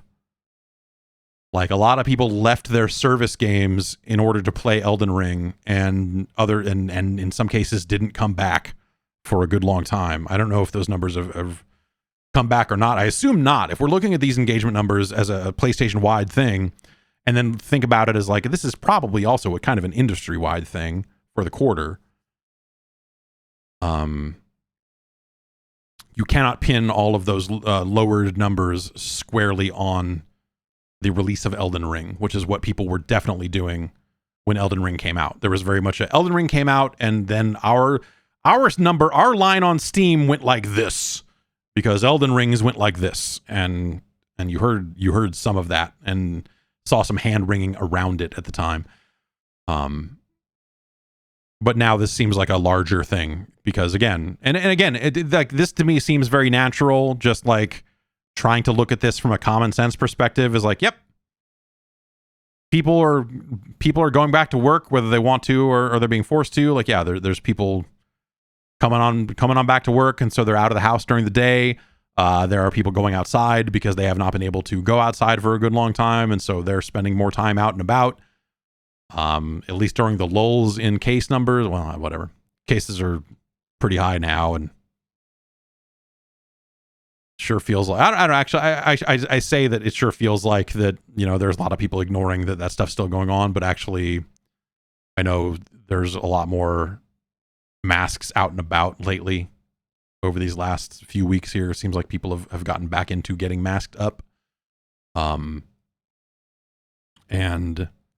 I know public transportation in San Francisco, they just turned it back on. They're like, yeah, no, you got to wear masks on the train. And then you've got TwitchCon out there saying like, yeah, I don't know, you should wear a mask if you want. We're not going to make you. Which sucks. Which really sucks. Which really, really, really sucks. And maybe they'll reverse that. Or you know, honestly, because that thing's not until October. And so who the hell knows where case numbers will be at in October. Maybe they'll be worse in a way that they're like, yeah, you got to wear a mask. Or maybe they'll be better in a way where like, see, we were right to not wear a mask. I don't know. I don't know anymore. I don't know anything about anything anymore. Everything's fucking crazy. People stopped fucking reporting the numbers. And so now you just have to go like, well, numbers are probably worse than the reported numbers. What does that mean? I'm not sure. Ain't good. Activision is similarly reporting an engagement decline. And according to Video Games Chronicle, this is the first time in almost 3 years that Activision's monthly active users have dropped below 100 million for the quarter, again ending in June. They totaled 94 million. And that they have been above 100 million since Q4 of 2019, which was the release of Call of Duty Mobile. And then during the first quarter of 2021, they peaked at 150 million. So that is I mean, if you think about it as like they got up to 150 million in the first quarter of 2021, and now they're under 100, that's fucking crazy. That's a huge drop. I mean, like, you know, obviously, like, you know, your year over year, we're going to see a lot of year over year comparisons that are going to be unfavorable across the board, right? Because again, we're in a different point in the pandemic. More and more people are outside. Like all those people that were staying home and playing video games or playing more video games are not able to do that anymore in some cases, but are also, you know, there's also, you know, hey, Call of Duty sucked this year. So let's see here. Yeah. Here's from the Video Games Chronicle story. Activision said on Monday that its second quarter revenue and operating income declined year over year, reflecting lower engagement for the Call of Duty franchise, but grew versus the first quarter. So it's better than the previous 3 months, but still lower overall, and they're kind of pinning some of that on Call of Duty. I assume that the growth over the first quarter is the release of Diablo Immortal. But think about that. Like, even their free-to-play Diablo game that they keep talking about, oh, it's going great. We love it. It's monetization. It's awesome. We're big fans. Even that couldn't stave off this type of drop in their engagement numbers. And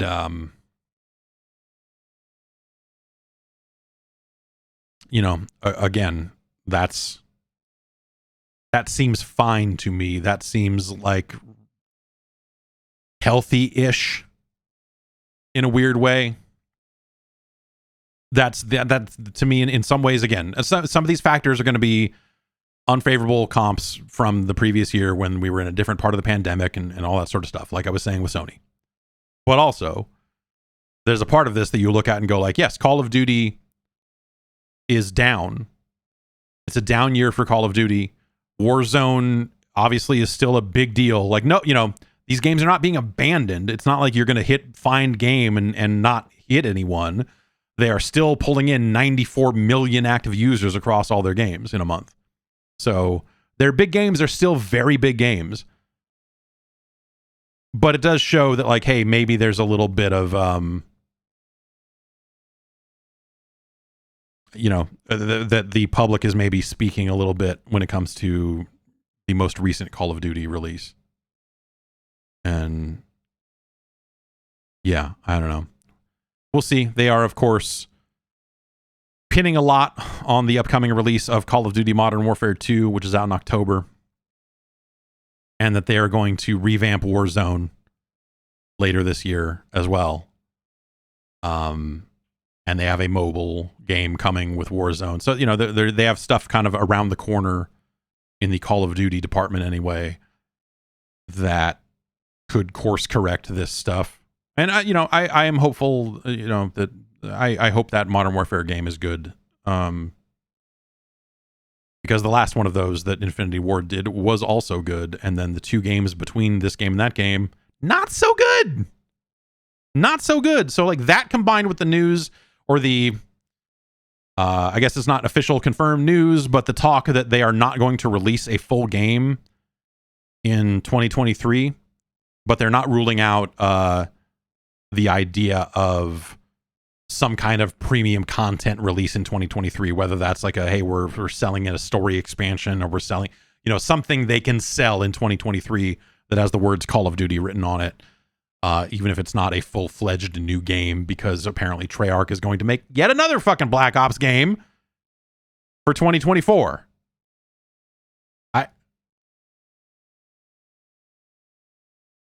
I don't understand. You know, I guess stick with what works. But like that last Black Ops was kind of a bummer. Whatever. It's still better than Vanguard. So what are you going to do? Those early Black Ops games, fantastic. Tremendous video games. But last couple, not so much. So some additional kind of news that's kind of come out of some of these earnings reports and stuff like that. We're starting to see some hand-wringing around the prices of the consoles. And hardware manufacturers are starting to get asked questions by, you know, investors and stuff in some of these calls, where they're saying like, hey, are you thinking about increasing the price of the PlayStation 5? You know, you'll remember that it was just a week ago here, or a week ago or 2 weeks ago, that Facebook is going to raise the price of the Oculus Quest 2. I've just got every brand wrong. But that's, I don't know, whatever. That'll always be the Oculus Quest to me. And so they are raising the price on that because they want to be able to continue to invest. They have a whole spiel about why that's okay. But yeah, you know, whether it's inflation, some of this is being pinned on the yen being exceptionally weak right now. So some of these questions are specific to the Japanese market. The PlayStation 5 stuff, they said, hey, here's the actual quote here as transcribed by Video Games Chronicle. About a potential price increase for the PlayStation 5. At this point in time, there is nothing specific I can share with you about prices. That is from Executive Deputy President and Chief Financial Officer Hiroki Totoki. And, there's some quotes from analysts also in this story, basically saying, this was Forrester analyst Glenn O'Donnell to CNBC, saying that he expects chip prices to rise about 10 to 15% in the year ahead for a handful of reasons. Here's the quote from him. Chip makers face their own increasing supply issues that are exacerbated by the Ukraine war, and demand remains high while supply remains constrained. Energy prices are also on a tear, including electricity. Chip making requires an enormous amount of electric power. So between the energy crisis that is happening around the Ukraine war, and then you've got inflation, And then you've got the yen being where it's at. It's a lot of stuff adding up to a point where you've got analysts making calls like this, and then people being asked questions like this in earnings calls, which I cannot think of another time in history where we have even entertained the idea, where the concept has come up of, hey, are we going to see the console prices go up? Like, that seems bad. Yeah, I don't, it's a really wild scenario. And so, Nintendo has said that they have no plans to raise price in Japan. They went on the record and said that they have no plans. And Microsoft issued a no comment on the subject. For what it's worth, Apple has raised prices in Japan to kind of cover the exchange rate differences and all that sort of stuff. So iPhone prices and stuff like that are going to go up in Japan to kind of right size or kind of be in line with prices worldwide. And I think I am like you, where I look at that and go, that's preposterous. The very idea that you would talk about raising prices on these devices. But we are in weirdly unprecedented, there's been inflation before. We've been in recessions before. Unprecedented is perhaps not the word, but there's just been one thing after another that has made these consoles a little bit harder to build, that have made these consoles a little bit more expensive to build.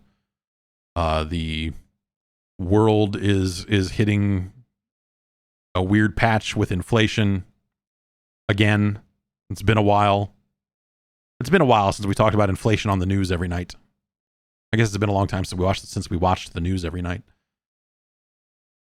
Get a Ronald Reagan hologram out there. Let him fucking talk about it. And also, there are a lot of companies reporting really strong profits and all this other stuff. So it's, yeah. It's not like everyone's fucking going broke out here, but it's a weird. It's very, yeah, I don't know. We're heading into some weird times here, and I don't know exactly how this is going to happen or how it's going to go. I think everyone was expecting,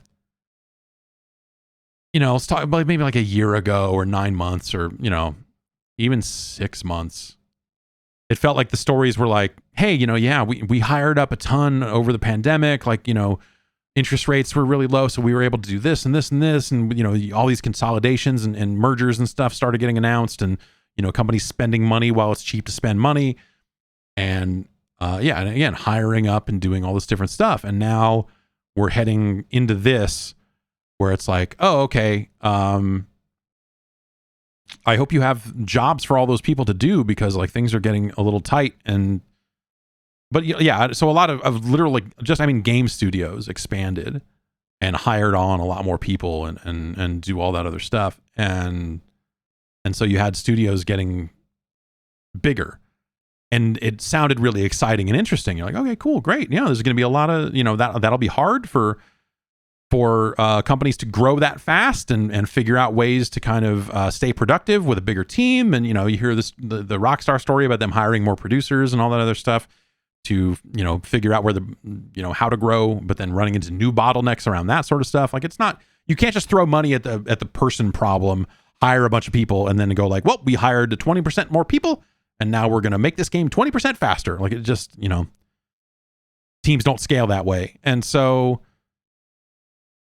it was going to be a lot of companies trying to figure out how to take advantage of the new headcount and what they're going to do with these people. And are like, now we're a 2-team studio instead of a 1-team studio or whatever. You have a lot of different studios doing things different ways, from the sounds of it. Anyway, I did not canvass the entire industry, but it sure sounds like that is the direction things were headed in. And now we've got a lot of stories like this, and it's a very different tone than that. So we'll see how all this goes. But yeah, stories about like, hey, electricity is expensive and making chips is expensive, and what are we gonna do? I mean, speaking of Black Ops, there's Black Ops 2, right? That was about all the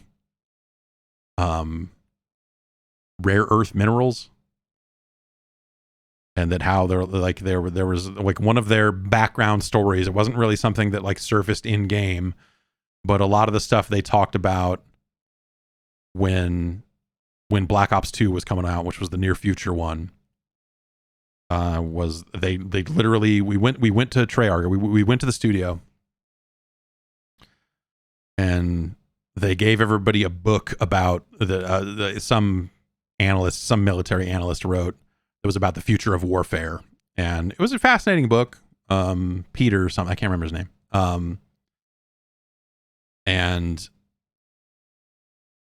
so one of the things that didn't really surface in Black Ops 2, the campaign, but was something that they were thinking about in the background, was a lot of this stuff about like, well, you know, one of the battlegrounds that we're going to be fighting for, or one of the things we'll be fighting for, it's like, yeah, you hear about oil and all this other stuff, but these rare earth minerals and who can mine them and who controls the land that they're on, like that's going to be something that we're going to have to fight for because everyone needs their phones. And at the time, I remember reading it and going like, well, that's chilling and terrifying. And then there was some military personnel. There was some video going around of someone talking about it. Yeah, and this place controls a lot of rare earth minerals, so there's that too. And it's like, okay, huh, all right, yeah, that's weirdly chilling. I don't know. Yeah, we're gonna need all that lithium. We're gonna need all that Tiberium. So yeah, I don't know. PW Singer, Wired for War. That was the book that Treyarch gave to everybody who went to their event, and you know, it'd probably be a lot less interesting now than when it was written, or at least when I read it, because I think some of the things that I remember reading in that have come to pass, and I'm sure some of it hasn't as well. That's all how all that stuff goes. But it was basically like the idea about like, hey, the future of warfare as technology improves and goes all these weird places, what's it really going to be like? And it's fucked up. Turns out it's fucked up. Not quite as on the nose, yes, as the meme talk from MGS2, I suppose. But yeah. Mortal Kombat. The future of Mortal Kombat. That is something that we here on the program have speculated about for sure. And I think it's you know, it's been such a long time since we have heard from NetherRealm about what they are going to be doing next, that I think everyone is under the assumption that we are overdue to hear from whatever their next game is going to be. And so IGN ran a story about the Evo Lounge. Evo, the fighting game tournament, is going to be happening this weekend. And they will be playing Street Fighter V, Guilty Gear Strive, Mortal Kombat 11, Tekken 7, King of Fighters 15, Melty Blood Type Lumina, Dragon Ball FighterZ, Grand Blue Fantasy Versus, and Skullgirls Second Encore. That's a good list of games. That's a solid list of main event games. I'm sure that there'll be side tournaments for other stuff, right? I mean, I'm sure Warner's going to show up. Anyway, Warner is the subject of this story, in fact. Sony posted something to their PlayStation blog talking about something called the Evo Lounge Live Show. And this is a live stream they're going to be running on August 5th and 6th. That will include, they're going to recap some of the fights, it sounds like. They're going to have some player interviews, some guests, all that other stuff. And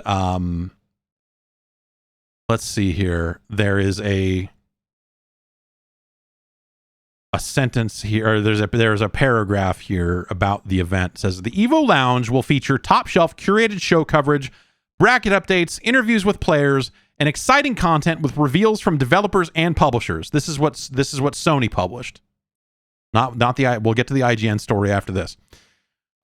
Reveals from developers and publishers such as Arc Systems Works, Warner Brothers Games, Capcom, SNK, and Bandai Namco Entertainment, as well as the latest from the scene with pro players and casters.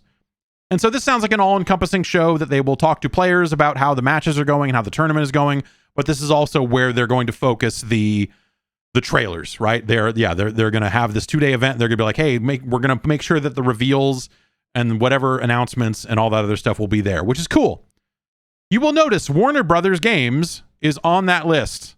Warner Brothers, the publishers of Mortal Kombat. And so, this actually... So IGN has rewritten their story since I read it last night, due to what happened. But they basically said, oh yeah, okay, so there's going to be, we're going to see more from Mortal Kombat, like basically like said, hey, Mortal Kombat's going to be there. Basically. Which led to Ed Boon, creator of Mortal Kombat, co-creator of Mortal Kombat. And IGN has deleted the tweet that he referred to because the tweet was just like, all these games are going to be at Evo and get announced at Evo. And then Ed was just like, except Mortal Kombat. Sorry. And then he followed up and said, it's time for Street Fighter and other great fighting games to be in the sun. Let's enjoy that. So then IGN went ahead and deleted their tweet and rewrote their story and all this other stuff to not say that Mortal Kombat was going to be there. I've reached a point with Ed Boon and Ed Boon's public statements where you just can't take anything that dude says at face value. Presumably they're working on the next Mortal Kombat. I feel like that has been relatively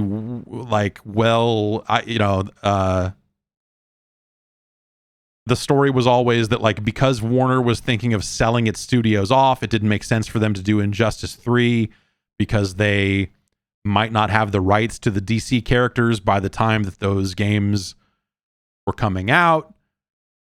So, hey, maybe this means they're working on a totally different game. Maybe he's like, sorry, Mortal Kombat's not going to be there because we've got something, or whatever. I think it's more likely that the Warner Brothers presence will mean an announcement of new characters for multiverses. That just makes sense that they would. This game, Multiverses, just came out. It's still technically in some kind of open beta. A ton of characters have leaked for it. This would be a really prime place for them to announce that Scorpion and Sub-Zero were coming to the game. Because it's a fighting game tournament where Mortal Kombat is being played and all of that sort of stuff.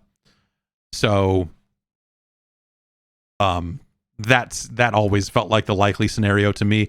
It was more of a case of like, well, will they talk multiverses and whatever NetherRealm is doing, or will they give multiverses its time to shine? And I always was kind of leaning in the direction of like, I bet Warner just focuses on multiverses here and doesn't announce the game unless that game is coming out incredibly soon. NetherRealm is hard to pin down right now because like they are technically out of their window. Like they would have announced a game by now, but also that's what we said last time. Like Mortal Kombat 11 got announced pretty late, or a lot later than they had typically been announcing games. And I remember hearing that they really liked that cadence of like announcing the game and having it be out not that long after. And so I wonder if that means that we will see the next NetherRealm game debut at something like the Game Awards near the end of the year and then come out in April. They are an April kind of studio. But the years are all off. And I don't know. It's weird. Everything is weird right now, right?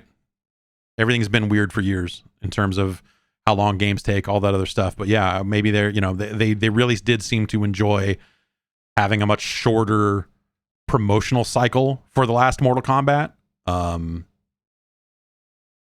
it worked for them. That game, as I understand it, sold just fucking fine. So, you know, they probably can get away with doing that. As weird as it is to have that studio be silent for as long as it has been. I guess Ultimate, you know, the Ultimate DLC is not that old in the grand scheme of things. But anyway, point being, unless this is yet another rope-a-dope from the world's most deceptive, forget Mortal Kombat deception, this is Ed Boon deception. No, I suspect that he is actually shooting us straight here on this, and that we will not necessarily see anything from anything new from NetherRealm here at Evo. It seems like something that, yeah, we'll see this at the Game Awards, and then they'll put it out in April. Or maybe things are even crazier. Who can say? That's my guess. That's where I would probably put a little bit of money down, would be Game Awards reveal, or you know, somewhere in that lane, somewhere in that ballpark. Maybe they announce it ahead of that and show the first gameplay, you know, whatever it ends up being. But some kind of focus at the Game Awards, and then they ship sometime in April or somewhere around there. That's my guess. But it is just a guess. I have not talked to anyone at that studio in a very long time. Years now. It's been a weird few years not getting out and seeing anybody. Like, you know, there's a lot more like pick up the phone, DM people, like all that sort of stuff. That, you know, yeah, there's a lot of folks I just haven't heard from in a very long time. So anyway, my other money is on them announcing Scorpion and Sub-Zero for Multiverses at Evo, because that's a good fit for that audience. And they should do that, and they should put them out. I don't know. I'd be curious to see. Well, I guess Scorpion would play a lot like, well, maybe not exactly, but like, you know, the Scorpion Spear stuff would probably work pretty similarly to Wonder Woman's Lasso or something. And you know, there are moves in that game that freeze. I want to say, I could be wrong, but Sub-Zero could be interesting in there, but those were both part of the leaks. So presumably they're both coming anyway, even if they don't get announced here. That's right, Superman has freeze breath. Superman in Wonderverses, let's talk about it. Superman, the guy who can fucking fly, getting punched in the face by Shaggy, and then falling off the edge to his death. What a dumb fucking video game. But an enjoyable one. Let's see here. Why don't we get into some emails? Let's open this folder and double click on a random MP3, and this will be the emails theme for this week.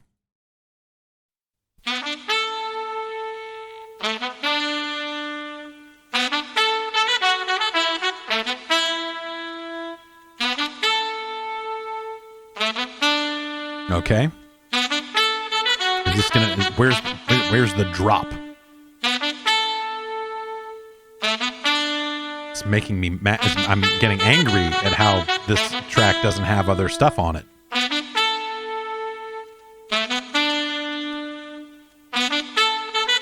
I'm gonna scroll down this list and click on something else.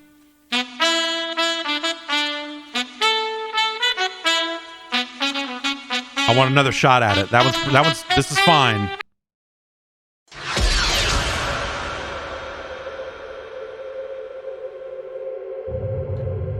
In a world where a podcast must be contacted, there lies emails. Podcast at guard.bike is the email address. Contact us today. Reach out and touch the Jeff Gerstmann Show with these emails. Okay. I've got some emails here. Send in your emails if you want to podcast@guard.bike, and I will read them, and so on and so forth. This first one is Kevin from KC writes in to ask about Haunted Castle, the video game. I have a question for you about an arcade game that has bugged me for nearly 30 years. Why the hell was Haunted Castle released as Haunted Castle in the arcades? It was developed by Konami. It has all the hallmarks of a Castlevania game: Dracula, sub-weapons, similar enemies, a whip, a Belmont-esque hero, and even bloody tears when Castlevania and Simon's Quest on the NES were pretty huge hits, 1987. Was it released as Haunted Castle because it was tough as shit and Konami did not want to sully the brand when it was hitting its stride on the NES? Similarly, it's not a great game either, so was that why? Or was this simply a case of the US arcade distributors thinking that a name like Castlevania didn't make any sense and wouldn't draw people in?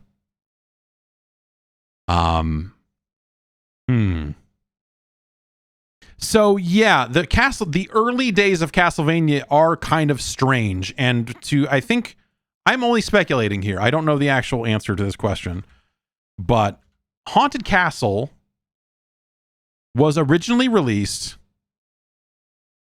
it says here, December 26th, 1987. So late 87. The original Castlevania for NES came out in September of 86. May of 1987 in North America. And now, simultaneously to the development of Castlevania for the NES, you have an MSX game that was released in Europe, and it was called Vampire Killer. And this was released in sometime in 1987. We don't have a firmer date than that, but it came out in October 86 in Japan. And this game, along with the NES game, the Famicom game, if you will, all originally came out under the name Akuma Joe Dracula, the Japanese name for Castlevania. Haunted Castle is kind of the only one that, I guess, in Japan was also called Haunted Castle. It also apparently came out in Japan after it came out in the US and Europe. So it just seems like all of these games were potentially developed simultaneously before there was a localization strategy in place. And so if you think about it from the Japanese perspective, you had the MSX game and the NES game, both called Akuma Joe Dracula, which is, what is it, Dracula's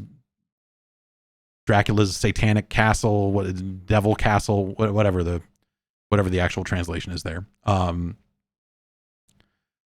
then you've got Haunted Castle, which came out later. It is clearly a Castlevania game, but it is a brand new game. It is not really given the full branding or anything, but enough of the elements are there that this is clearly this is Simon Belmont in this game, So my guess is that this was a case of like they wanted to have a different name for arcades. It had already come out in North America under the name Haunted Castle, and maybe they even named it or had an idea of what the name was going to be before the name Castlevania had been settled on, because otherwise Vampire Killer would not have come out as Vampire Killer in Europe. It would have come out as Castlevania. And so all of that says to me that in the early days of this franchise, there was some uncertainty about what direction to go in with localization, or you had different parts of the company making different choices, whether it was the European arm or the North American arm coming up with different names. Eventually Castlevania would be very quickly cemented as the name of that franchise outside of Japan. and they would go in that direction. This is not unheard of. Like, Konami has a handful of these lineage things with names that are really weird. I mean, you have, so there's obviously there's the case of Contra, where Contra was often known as Probotector. I don't know if it was all of Europe or if it was just Germany. Germany had special rules about putting murder up into video games, and so Probotector ended up having to be like, oh, they're robots. We made them all robots in Europe.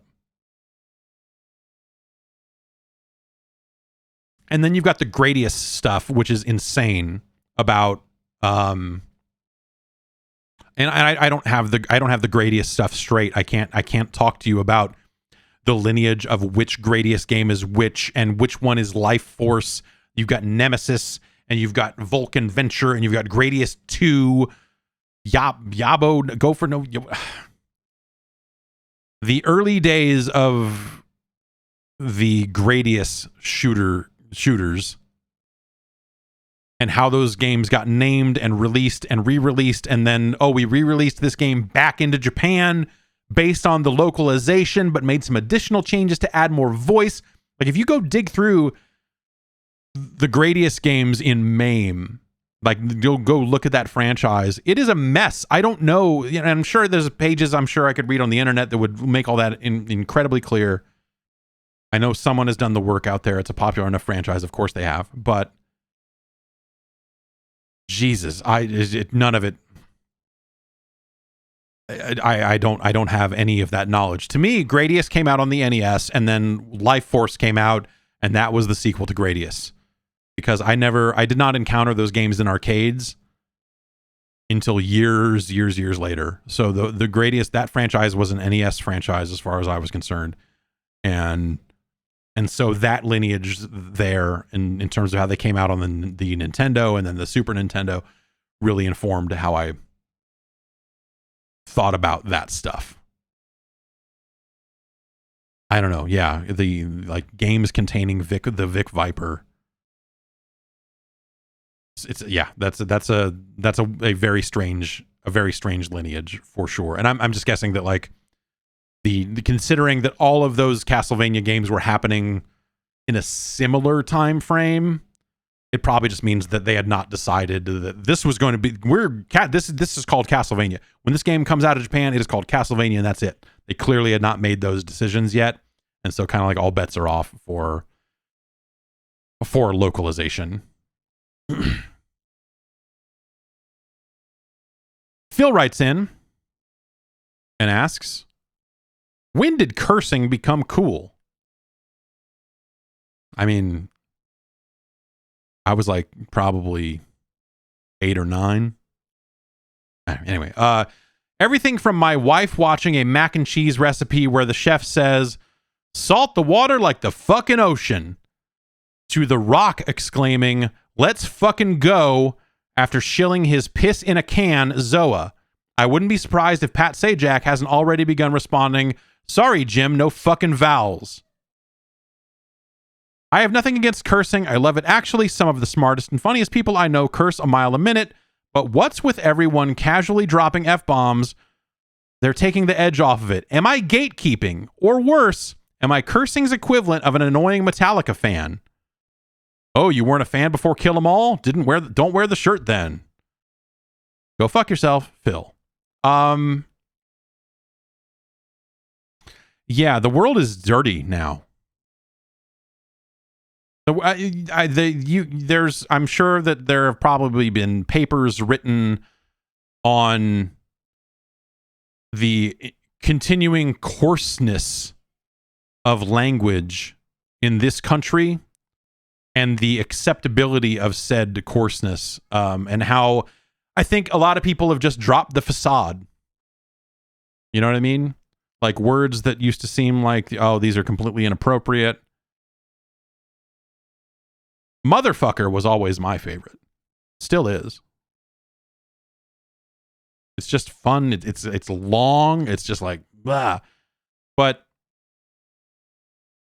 there are moments in time in pop culture that you can point at that I think like we moved the needle on cursing. And what was it? It was NYPD Blue, right? They said shit on national television, broadcast television, not cable TV. Cable TV was always like a handshake agreement or like a wink and a nod, like we're not going to swear. But they were not governed by the FCC the same way broadcast television was. So there was technically nothing stopping them from cursing on cable TV. If they had done a lot of it, I think the government would have eventually stepped in. But like, yeah, they put Dennis Franz's ass was on television. National goddamn fucking broadcast TV. You put your rabbit ears up thinking like, yeah, time to watch some TV, time to have some good old-fashioned family fun. You turn it on, man's ass on the screen, and he's talking about shit and poop. That ain't cool. Suck it, Dennis Franz. You ruined society. It's your fault.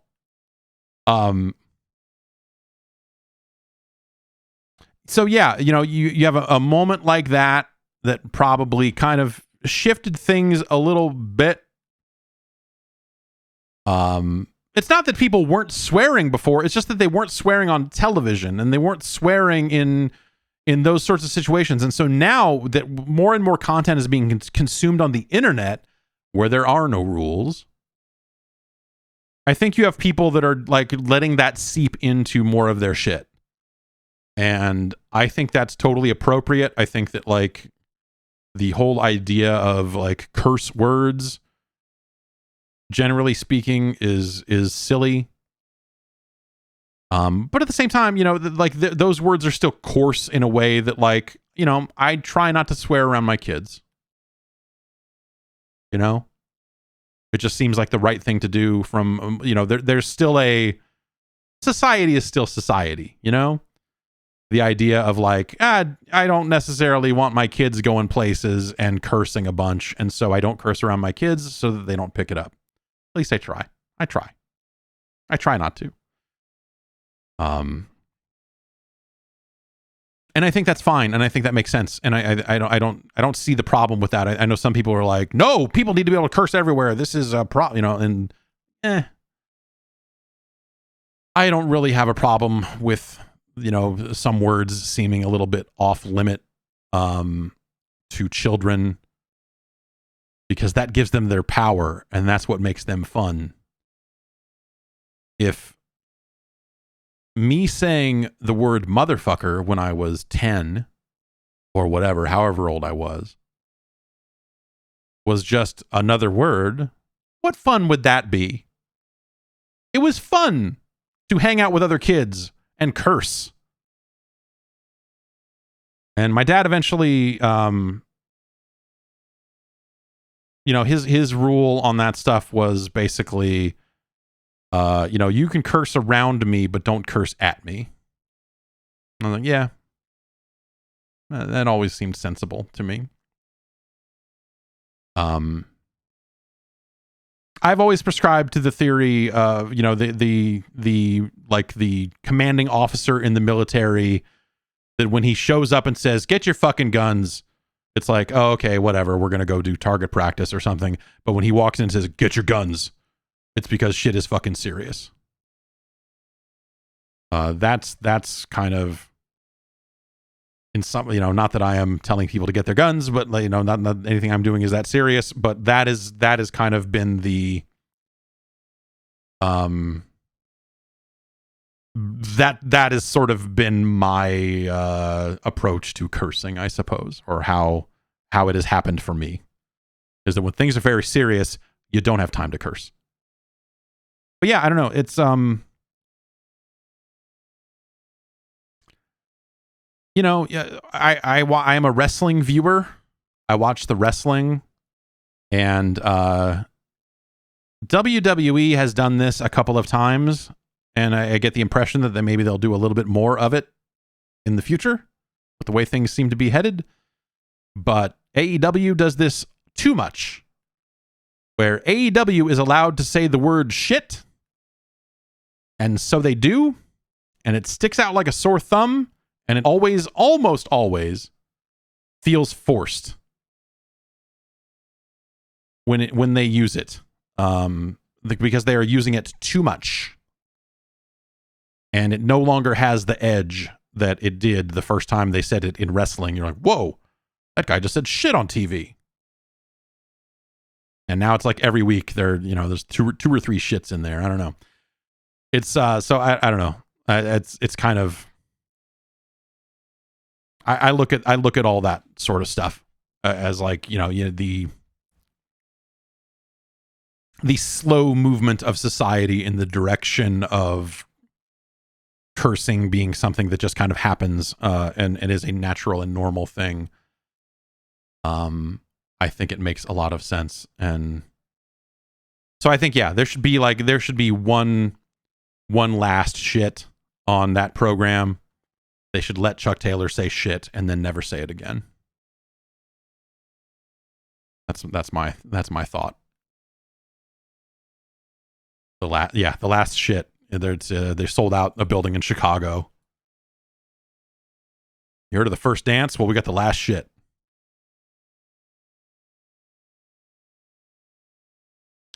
Jeff from Connecticut writes in, and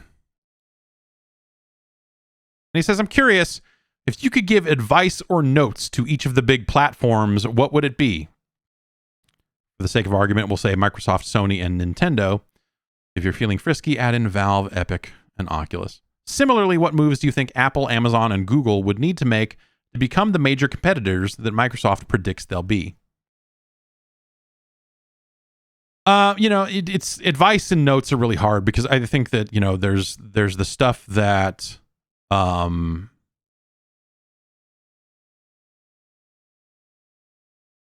there are the things that I would say for my benefit, and there's the stuff that, you would think of as like, hey, here's a thing that might help them across the board. But, this is whatever. What do I think Nintendo should do? I think they're doing fine. I think that I would love to see Nintendo ship more games that are up my alley. Because it feels like a lot of the first party stuff is stuff that I'm not, like Xenoblade Chronicles came out and I'm just like, all right, that's cool. Live Alive is cool. That's a neat game. I'm glad they put that out from like a scholarly perspective or whatever. But yeah, I don't know. I'm happy that Bayonetta 3 has a date, and I hope that game is good. And there's a part of me that's worried that it won't be. But as far as Nintendo, I mean, it would, there's obviously like the long list of weird old IP that I would love to see them bring back. But from a business perspective, I don't actually think that those would be good moves to make, I think it would be really funny if Nintendo greenlit a new, urban champion. That'd be very stupid. I would love to see it. But no, they shouldn't actually do that. The one I'll actually say, you know what? They should make a new Rhythm Heaven. I think that's something that could be extremely appealing to a wide variety of people and would be a great game to have on the Switch, where you've got, the latency of the screen is a known quantity, so you can build the game around that and not have to worry about calibrating on TVs and all that sort of stuff. And yeah. Microsoft, I would say, you should really ship some video games. At this point, it almost doesn't matter what they are. Just try to put more out. And they would say, what the fuck do you think we're doing? Yeah. Oh, really? Really? You think we should have more games out? Yeah, no shit. We think that too. I'm sure behind the scenes, they're like, man, fuck. We had a lot of things go sideways over here. We thought it would be different. We got some.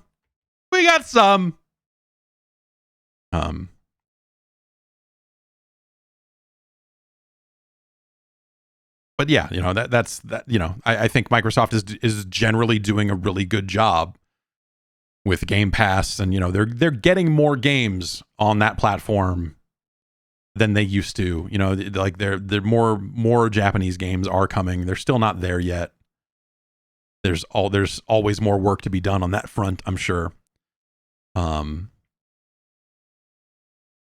But yeah, it's like if we're really just talking about this stuff, it is just straight up first party stuff. I think my advice for Sony would be like take the entire PS5 front end and throw it the fuck away and replace it with something better. The Accolades stuff is a good reminder that there's some stuff around the edges of that doesn't make a ton of sense. I would not go back to the XMB. I would try to come up with something new that is fast and effective. I would tell them to figure out what's wrong with the store and why some games don't surface there properly. I'm sure developers fucking love that. And yeah, I would probably focus on that stuff. And of course, make a new siphon filter. I think we can all agree. I don't actually think that. I don't actually think they should make a new siphon filter. For the same reason, I don't think that they should really make a new XCOM. The people that are out there saying, God damn it, why won't they make a new SOCOM? I feel like they are never, ever going to get the game that they want out of Sony. Someone could go out there, and people have tried. I don't know if any of those projects ever get off the ground, but they're trying to do Kickstarters and all the other stuff where we're going to make a new SOCOM. But I loved SOCOM. 1 and 2 are awesome fucking games. SOCOM 3 I was a little less into, but was still fine. But shooters have moved on. That's like asking for a new GoldenEye. Like what? No. What? Even when Perfect Dark Zero came out, like that style of first-person shooter had been surpassed. You didn't need to make it like that. They made it like that because there was no better blueprint out there for how to control things. They made it that way because GoldenEye had one analog stick to work with. And so, yeah, remake GoldenEye, sure, and you can modernize the controls in a way that'll be like, all right, yeah, that's a game people like and they should do it. But you would not...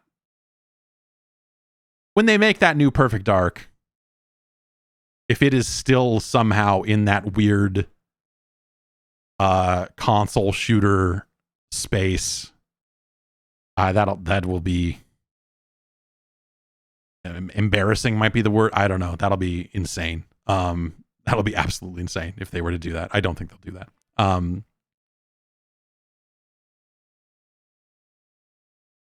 But yeah. Obviously, eventually, yeah, they'll put GoldenEye. They should put GoldenEye back out because people like it. And honestly, that 360 version of GoldenEye that leaked, when you play GoldenEye with proper dual joystick controls like a modern goddamn video game, it is better. Is it great? I don't know. Aspects of that game simply do not hold up well in this day and age, no matter what. We'll see what they ended up doing with whatever version that they are cooking up. If it's just a prettier version of that or something else, or I don't know. But let's do the other ones here. Valve. I think that Valve needs to do better on a lot of the community and social aspects of Steam. I think there's still just a lot of really grotesque stuff underneath the surface in that community that they just don't seem to want to build the tools to do better moderation, whatever it ends up being. Like, it's just, there's that. I think that's kind of a perpetual thing. I think that they should be better at enforcing the curator system in a way that prevents people from like trying to spam it with fake review. Like I found one review, one piece of text that had been posted to like 6 different curator groups. Like they were just trying to create as many different groups as possible to try. I don't know what the goal is there. If they're trying to like get free games through the curator system or what that stuff is. I think there's a lot of curator groups that are really shitty and scammy.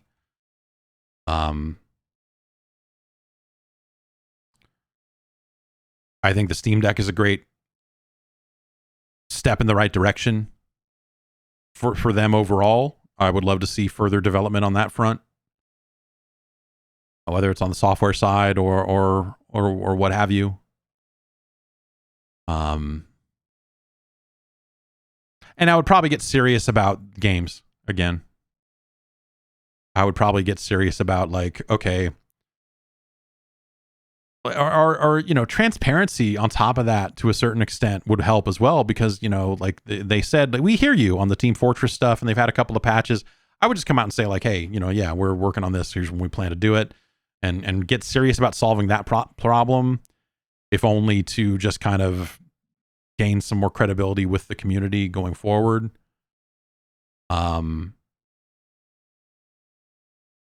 I would ship some video games. I don't know. Like, what, you know, yeah, what should Valve do? They should make Half-Life 3. I actually don't think they should make Half-Life 3. I think they should maybe consider a new Portal.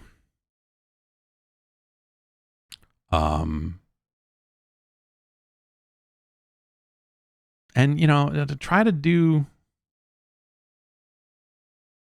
something else. I don't know. I like, what do you want out of Valve? What do you actually really want out of Valve? You know, Half-Life Alyx came out. They've done their big VR thing. Should they do another big VR thing? I don't think so. Maybe.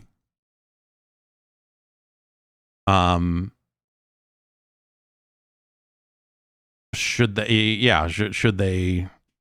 I mean, their best money would probably be spent working on more Counter-Strike stuff, right? I mean, that's the game with the highest player count on all of Steam. But, you know, what does Counter-Strike, what does that community actually need done to that game? I don't know the answer to that question. Presumably there are things that people would love to see in that game still, but maybe it's just like, we're done.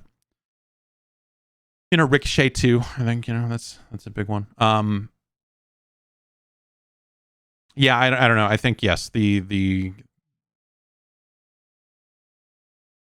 think the Half-Life stuff, I just, like, who cares? Like, that script leaked out, and someone is actually working on turning that script into a game, and there's a page for it on Steam now. I think it's just called Project 3. Like, for the episode 3. Yeah, Project 3 with 3 spelled out. That is a fan-made sequel to Half-Life 2 Episode 2, inspired by Mark Laidlaw's Epistle 3 script. So that's fine. I don't know. Yeah, yes. Valve should make a hentai game. There's so much porn on Steam. Why not go that route? Get it done. Source Filmmaker is already the preeminent porno game tool on the planet. Why not embrace that? No, I don't know. I think Valve is, like, I think Steam, generally speaking, is in a pretty good place. I would love to see enhancements on the Steam Deck side, software stuff, which I talked about. I wrote a Steam Deck review that's up on the Patreon. If you want to read that, you can sign up for the Patreon over at patreon.com/Jeff Gerstmann. There's a bunch of stuff over there. And yeah, I don't honestly know what Valve should do. They were right to walk away from Artifact, considering how Artifact was going. I don't know how Dota Underlords is doing for them. It feels like, is there still, that's a question I have. Is there still like a auto chess community out there playing those games? I have no idea. I know everyone talked about it so much when that stuff was first happening, whether it was Teamfight Tactics or Underlords or just straight up auto chess and all that sort of stuff. I presume one of those games at least is still popping off in some way, but yeah, I don't know. Yeah. And then Dota, you know, whatever Dota is these days. I don't actually have any idea. Yeah, Valve is I think, you know, they shipped a thing alongside the Steam Deck. They shipped that Aperture Desk Job thing, which is the same as the Lab when they put out the VR stuff, in terms of, here's a product where here we wrote some jokes and it's also a tutorial about how to use this new device. Like, they're really good at doing that stuff. But I don't know. I when I think about Valve's existing franchises and I think about the likely reasons why they haven't really pursued sequels to those games, I get it. I don't know. But also I think I get it in a additional way of, like, I don't really feel that they need to make any more Half-Life at this point. Half-Life Alyx was a new Half-Life product and told a new Half-Life story, and also served as their big check out what we can do in VR. And I think that they can just move on. I don't know. I think that between the leaks and all the other stuff, and, you know, like, they should find something that they are passionate about and do that, because I think that is what Valve has traditionally seemed to be the best at, right? Is when they are feeling it, is to make something like that. And I think dragging developers back into the world of Half-Life, especially not that long after they just finally got a Half-Life product out after years of not doing that,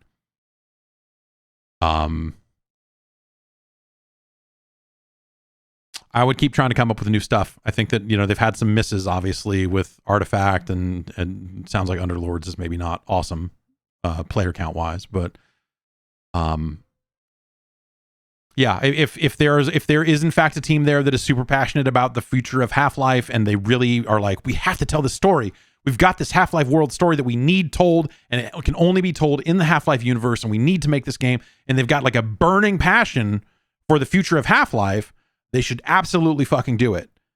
But if they're like, oh man, Half-Life is this big monolithic thing that we know we're not going to do right. Like the what Half-Life 3 is in the minds of fans is so ridiculous compared to what we think we can make. Like, just fuck it.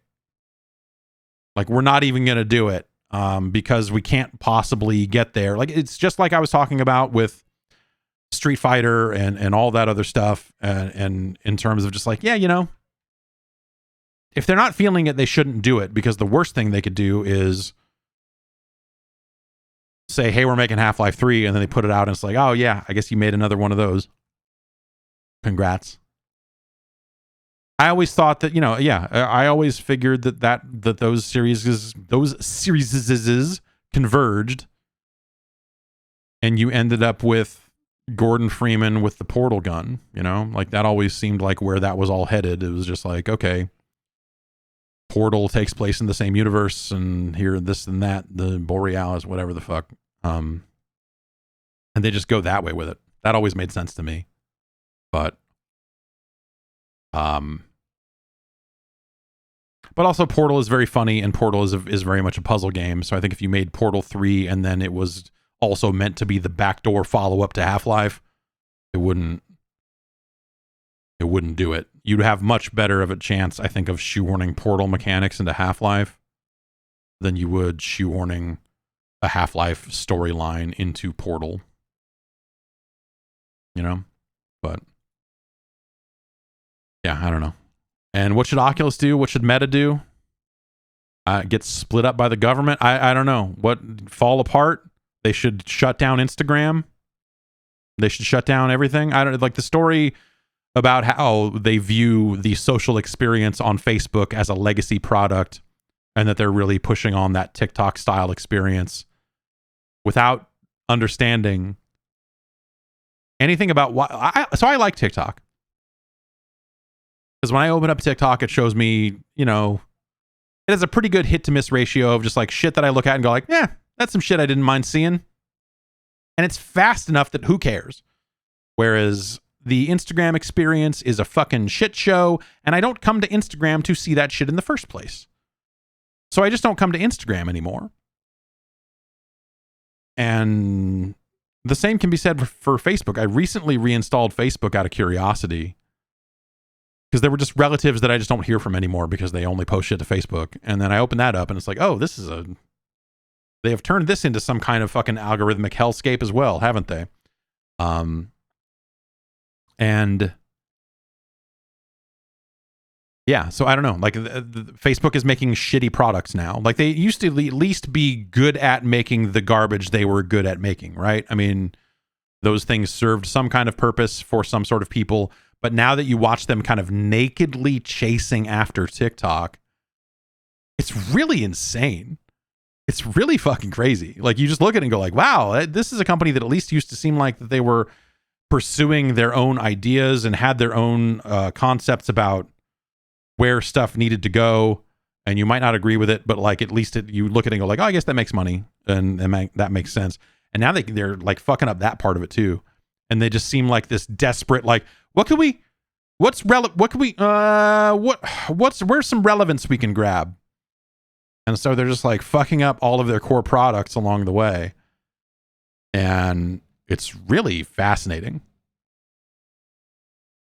It's really fascinating just to see them fucking fall apart. And so, you know, the thing is, if that thing really truly falls apart, like if Facebook, the core of Facebook fucks up and they're like, oh, we have really screwed this business up, like they're going to take VR down with it, you know, or at least from a major part of consumer grade VR falls apart with that, and maybe they sell it off, maybe they find someone else that can pick it up, but like that's not a good, it's not good that the VR stuff and the Reality Labs stuff is hitched to these like failing social networks. But who knows? A lot of different ways that could go, obviously. I don't know, but that company seems to be, they seem to, yeah, I don't know. Yeah. Obviously they are pursuing this metaverse stuff in ways that did not make sense. They're throwing so much money at it, and then their business fell apart, and they're like, oh, whoops, Apple made one change and it cost us $10 billion. Fuck. Guess that goes to show, don't build your business on someone else's platform, because they can always change it and ruin it.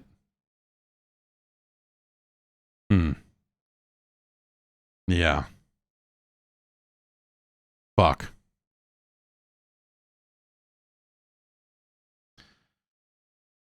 Jake writes in from Chester in the UK.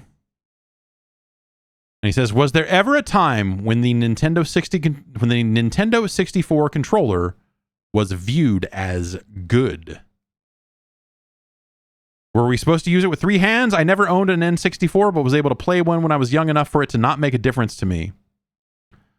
I don't think the N64 controller is a good controller, but it was good for the games Nintendo built around it. That was the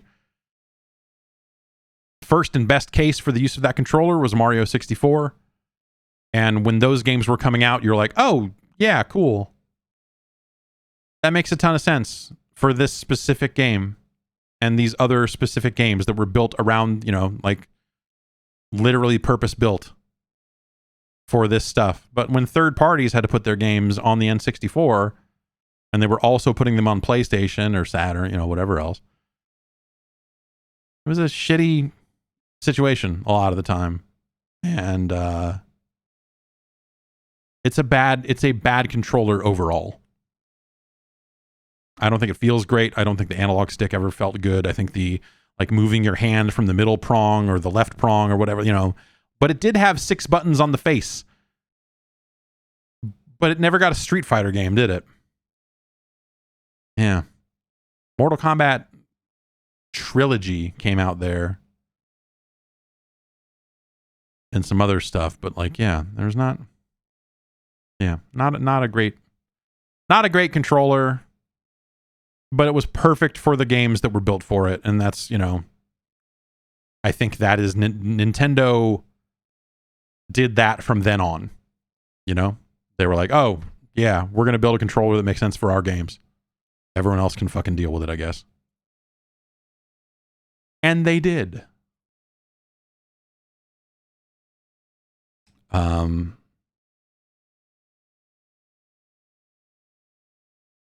Brandon from Alabama out here asking for more mergers. Not to ever be on the side of monopolization, but studio acquiring seems to be the current trend. Atari is a cool name. Embracer is a shit name. Embracer should buy Atari and change their name to Atari. See, I always thought that this plan was going to lead to the revitalization of the THQ name, because when Nordic Games bought THQ, I thought like, oh, well, they're going to go through a phase, and then they ended up rebranding to THQ Nordic not long after that, and I was like, oh, give it another 18 months, and they'll just be like, you know what? We're THQ, the toy headquarters. We're bringing it back.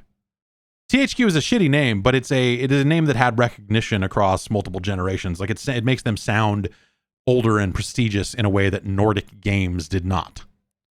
And then Embracer does not. The Embracer is probably not a name you're going to see that much on the front of boxes, right? Because Embracer is just the umbrella parent company for all this other stuff, whether it's Saber or Gearbox, or, like you'll see those names, but the Embracer name probably won't show up that much on some of this stuff. But yeah, I always felt that the whole thing felt like a scheme to kind of rebrand as THQ the same way Infogrames rebranded as Atari at one point. Which felt like, oh, here's a way to gain some credibility off of an old name that is not us, but people won't know that. It'll be fine,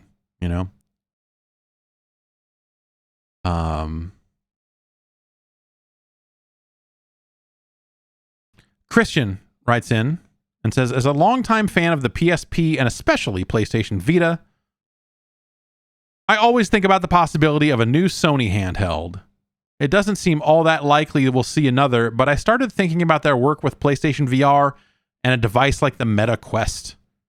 Do you think it would make sense for Sony to build a new PSP that is a standalone VR headset? No.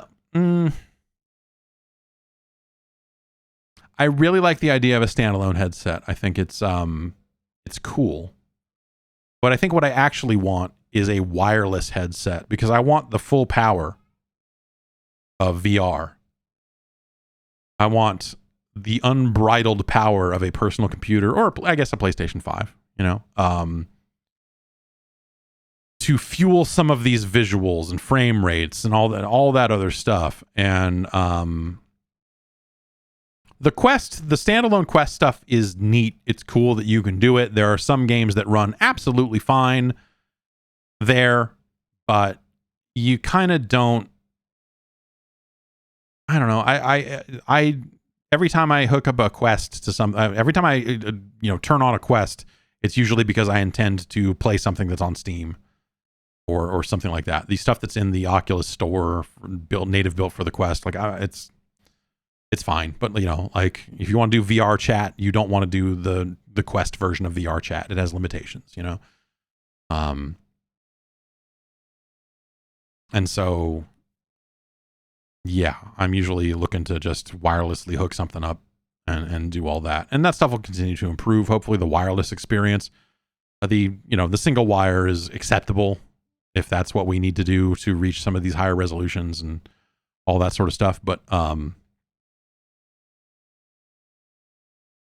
it would be cool if the PlayStation VR 2 had guts in it and it could run some stuff.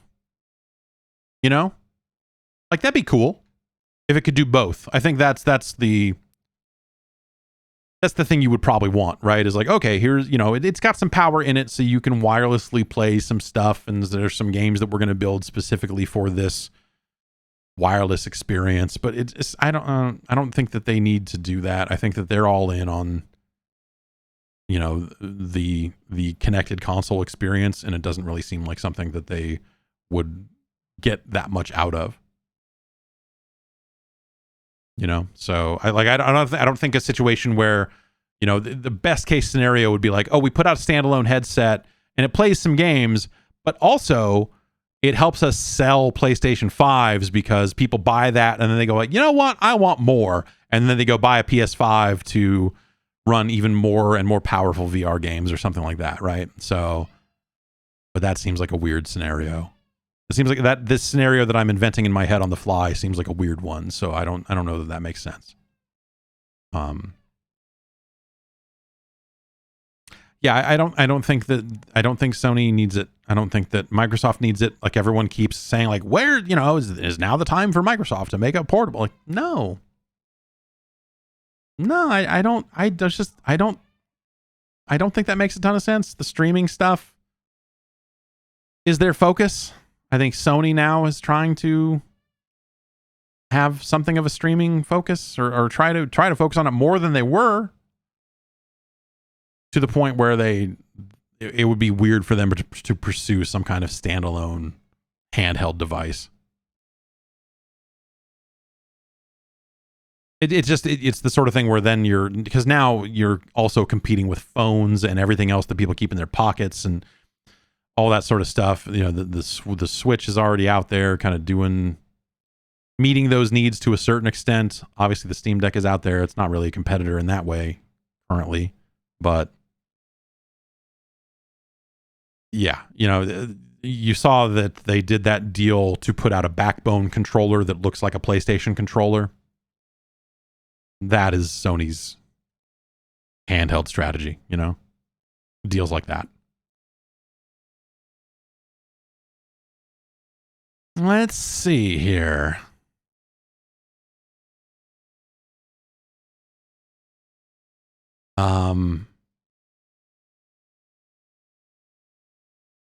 Wade asking, have you had any issues with cloud saves on the Steam Deck? I recently got my Steam Deck and have only used it to play Stardew Valley, and have been switching perfect switching frequently between the PC and the deck. Tunic, however, has caused me multiple issues. I had to manually recover a save from the Steam cloud storage. Just now managed to lose 2.5 hours of progress. I went to play on the deck and it said uploading, which immediately concerned me since I had just played on PC. Cloud save stuff has been a little funky, but usually it shows that that resolved a couple of weeks ago. I think that there was just I am opted into the beta on the Steam desktop client and on the Steam Deck, and that solved that problem. When I was running the beta client on desktop, but not the beta client on the Steam Deck, I found myself having cloud save issues where it would just say cloud sync error and it wouldn't upload, and that it was weird.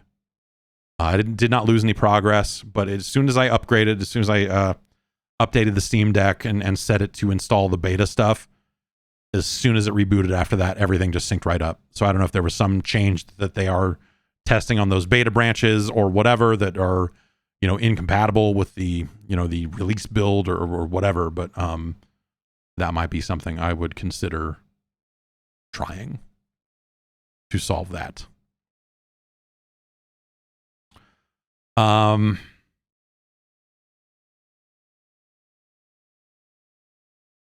Let's see here.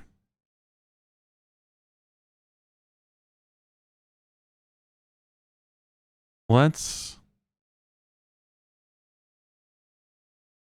go out with I don't know. Let's go. All right. E from Kentucky writes in and says, watching the last video to promote Ric Flair. This was sent in before the weekend of wrestling shows. Watching the last video to promote Ric Flair's last match, an event title that still sounds like a threat.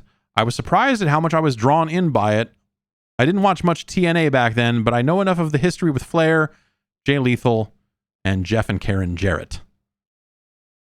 The real reason I'm sending this, though, is that I've become a Jeff Jarrett fan, which is crazy, right? Is there anyone in wrestling that won you over as a fan after years and years of indifference?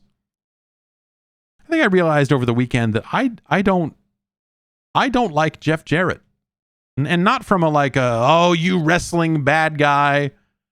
sort of way, it was just like, I don't. His music is dumb. He just keeps, if there was a while there that he was just showing up to events seemingly drunk. And the only thing I would say I appreciate about Jeff Jarrett is that he's led to a real sharp increase in the use of the word stroke in wrestling, which has led to some hilarious clips, but not just in terms of I believe his finishing maneuver is referred to as the stroke, but in terms of like, who's got a lot of stroke backstage and a lot of that weird backstage talk. Yeah, I know. Yeah, Jarrett has cleaned up his act. I know he definitely had I believe it was a stint in rehab and all that other stuff. But yes, Jarrett has been through the ringer for sure. And good on him for cleaning up. But like the use of the word, the use of the term stroke in terms of a political power. You've got a lot of stroke is just. It's an abysmal term that just like it's like just insidery enough, but not insidery enough that it was just like, hey, what the fuck are you trying to accomplish here? That whole stint he had as like the chosen one, and how insidery that whole thing felt was just embarrassing. That was a long time ago, but I think I just was like, I don't know that I don't like much about Jeff Jarrett's presentation. He can wrestle. He's had a heck of a career, like all that stuff, respect due, whatever. But and I don't care for Karen Jarrett as well. While we're on the subject, whatever. Anyway, he was. But at the same time, Jeff Jarrett was in. I was gonna say Trash Humpers, but that's Spring Breakers. And good on him for that. Spring Breakers is a heck of a movie, and his role in it is very silly. So he's got that going for him, and good on him for his film career. How about that? Is there anyone in wrestling that won me over as a fan after years and years of indifference? I would probably say,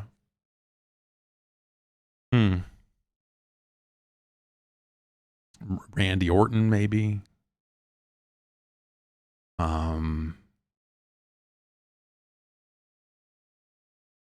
Who else? Brock Lesnar, actually, I would say. I have never liked Brock Lesnar until this last little run here that he's had, these last few months here, with his silly ass cowboy thing. And the thing with the tractor this last weekend was a perfect little send off for him. And it's time for him to go away, and that's good. But yes, as someone who was just like, fuck this guy, he's gonna leave, and like they just have him come in and win, and then he's gonna disappear in 3 months or not be back for this like part-timer kind of, like I was just like, it did not make for interesting television the way that he was being used. And so this last little chunk here, and having him just get buried under a pile of rubble at the end, I think is a great way to send that guy off, and hopefully he is gone for a good long time, because they need to take a break from that whole thing. But yeah, that stuff was entertaining. Anyway, that's going to do it for us here at the program. For us here at the brand, bro. This Bubba Kush. It's going to do it. Wrap it up. That's the podcast. Also in this podcast feed, you can find the first kind of preview episode of Game Boys to Men, which is the new podcast that I'm going to be doing with Glenn Rubenstein. Glenn worked in the video game business in the early 90s, and I worked with him through to about 1997 or so. And then he eventually ended up at Game Center, and then we worked together again for another week or two before he got laid off there. And anyway, Glenn and I saw a bunch of crazy stuff. At some point, we started a rap group, and at some point, we started a public access show, and we have had a long, weird road together through a lot of the early days of my time in this business.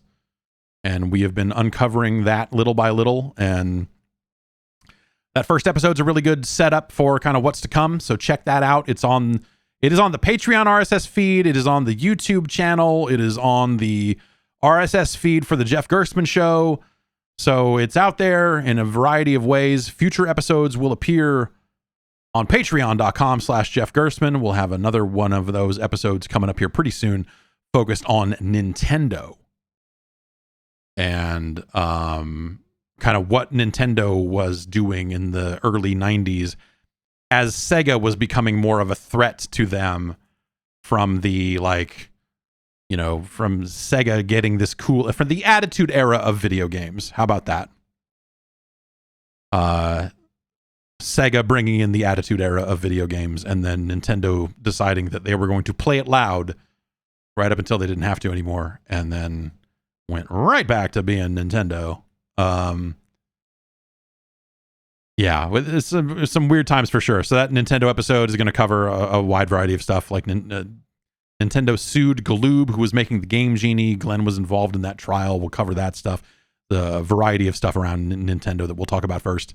And then in future episodes, we'll get into additional topics and, you know, the multimedia era of the CDI and the CD TV and all this other weird stuff that was happening in the 90s. There's a lot of highly questionable shit happening in the video game industry then. And so, yes, we will be recording that first episode in the near future. It's going to have the cadence of it will be a little bit off because I think different episodes will require a different amount of research before we go into them. So we will lock down a more firm kind of cadence for that stuff once we get one or two under our belt. But the first one will not take too long to be coming your way. Thanks to Marco for digging through some archives and finding a ton of really crazy stuff in newspapers and all of that. So we've got some that'll help with some dates and some other stuff like that. That is the thing I am worst at. You will discover over the course of the podcast, Game Boys to Men, is I am really bad with dates and order of events. The individual events I will remember, like, oh yeah, we met with this person, we talked about this. But like, what year did that happen? Fucking, I don't know. Like, if I think about the conversation long enough, it's like, oh, well, it had to be before the Sega CD was out because of the stuff we talked about in that conversation or whatever. Like, yeah, there was all kinds of weird. We'll talk about Bike Boy. We'll talk. Yeah, there'll be a lot of stuff. Yeah, there's a lot of stuff that we will get into in Game Boys to Men. So check that out. More details on that. If that first episode is up on or everywhere that this podcast is, and so do go check out that first episode, and it's a lot of fun. And that's going to do it for this week's edition of the podcast. I'll be back to stream this week. I got to figure out. Yeah, I've got a dentist thing coming up. So, in all likelihood, I will be here with you on Wednesday and Friday doing some streaming. Maybe we'll get that Trackmania server figured out. And yeah, the volume on that podcast is yes, we will get that part going as well. So thanks everybody for watching. If you're here with us live, or if you're watching on YouTube, or if you're downloading the audio, most of you are downloading. The numbers would say that most of you are downloading the audio version of the podcast. To which I say thank you very much for being here with us here at the program. And yeah, I don't know. Thanks everybody on Twitch for all your subscriptions and bits and all this other stuff during the podcast. I'm not necessarily going to call that stuff out, because then when people are listening in the car and they're like, "Who's Tuxedo Jack?" they will say. And I don't want to have to explain who Tuxedo Jack is. We all know who Tuxedo Jack is.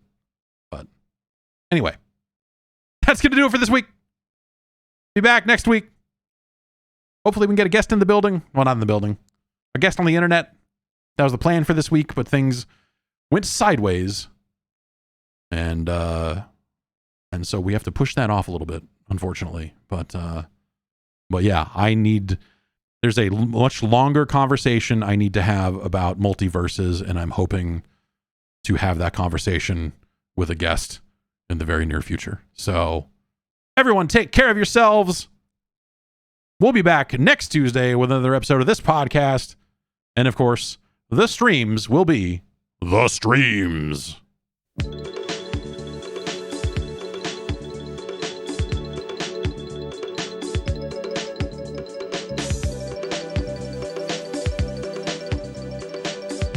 I forgot to put Bang Blue Raz on a list.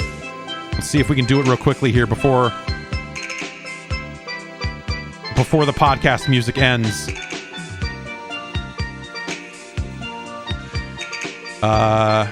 Let's see here.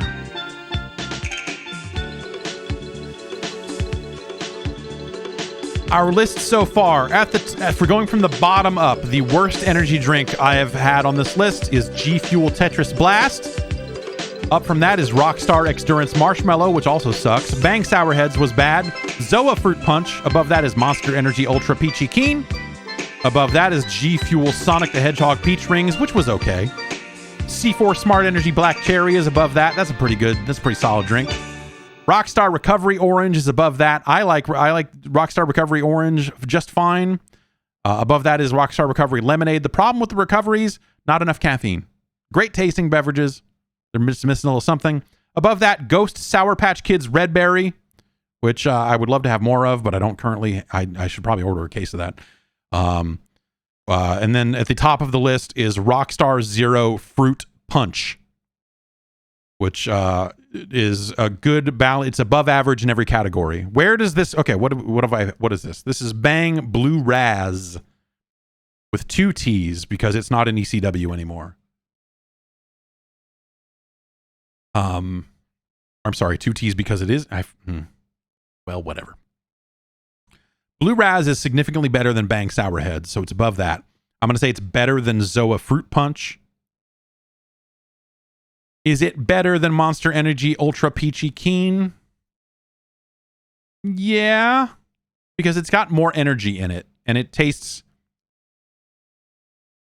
inoffensive. Blue Raz is not this. The flavor is not very strong, but it does not taste like raw chemicals the same way that Tetris Blast did. And that weak flavor is better than the weak flavor of Sour Heads, which I found tasted like a cleaning solution. I am gonna say that Bang Blue Raz fits onto our ranking lists here of energy drinks. It is better than Monster Energy Ultra Peachy Keen, but not as good as G Fuel Sonic the Hedgehog Peach Rings. That's a very narrow. That could be a toss up. I could see a world where Bang was higher than the Sonic Peach Rings, to be honest, but I feel good about the list being right here. All right, we got that piece of business out of the way. So congratulations to Bang Blue Raz for being somewhere in the middle of the list. I guess I got to get some more drinks. I'm out of new drinks to try, so I'm gonna have to do some shopping. All right. Well, now I got to leave for real. So I guess really the only thing to do here is to play the music again.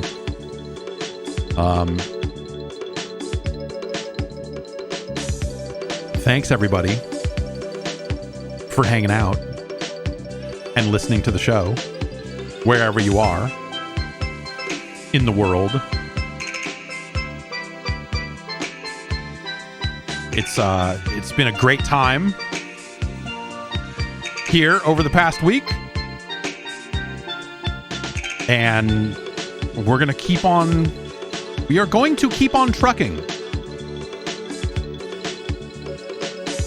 Sorry, not sorry. The show will continue on next Tuesday with another edition of this podcast. And we'll stream some stuff. Like I said, I'm itching to play more Trackmania, and I want to get that server up and running. I have not heard back from the people running that. Oh, well, now the music's over. Now I really got to go. Show's over, everybody. We'll see you soon.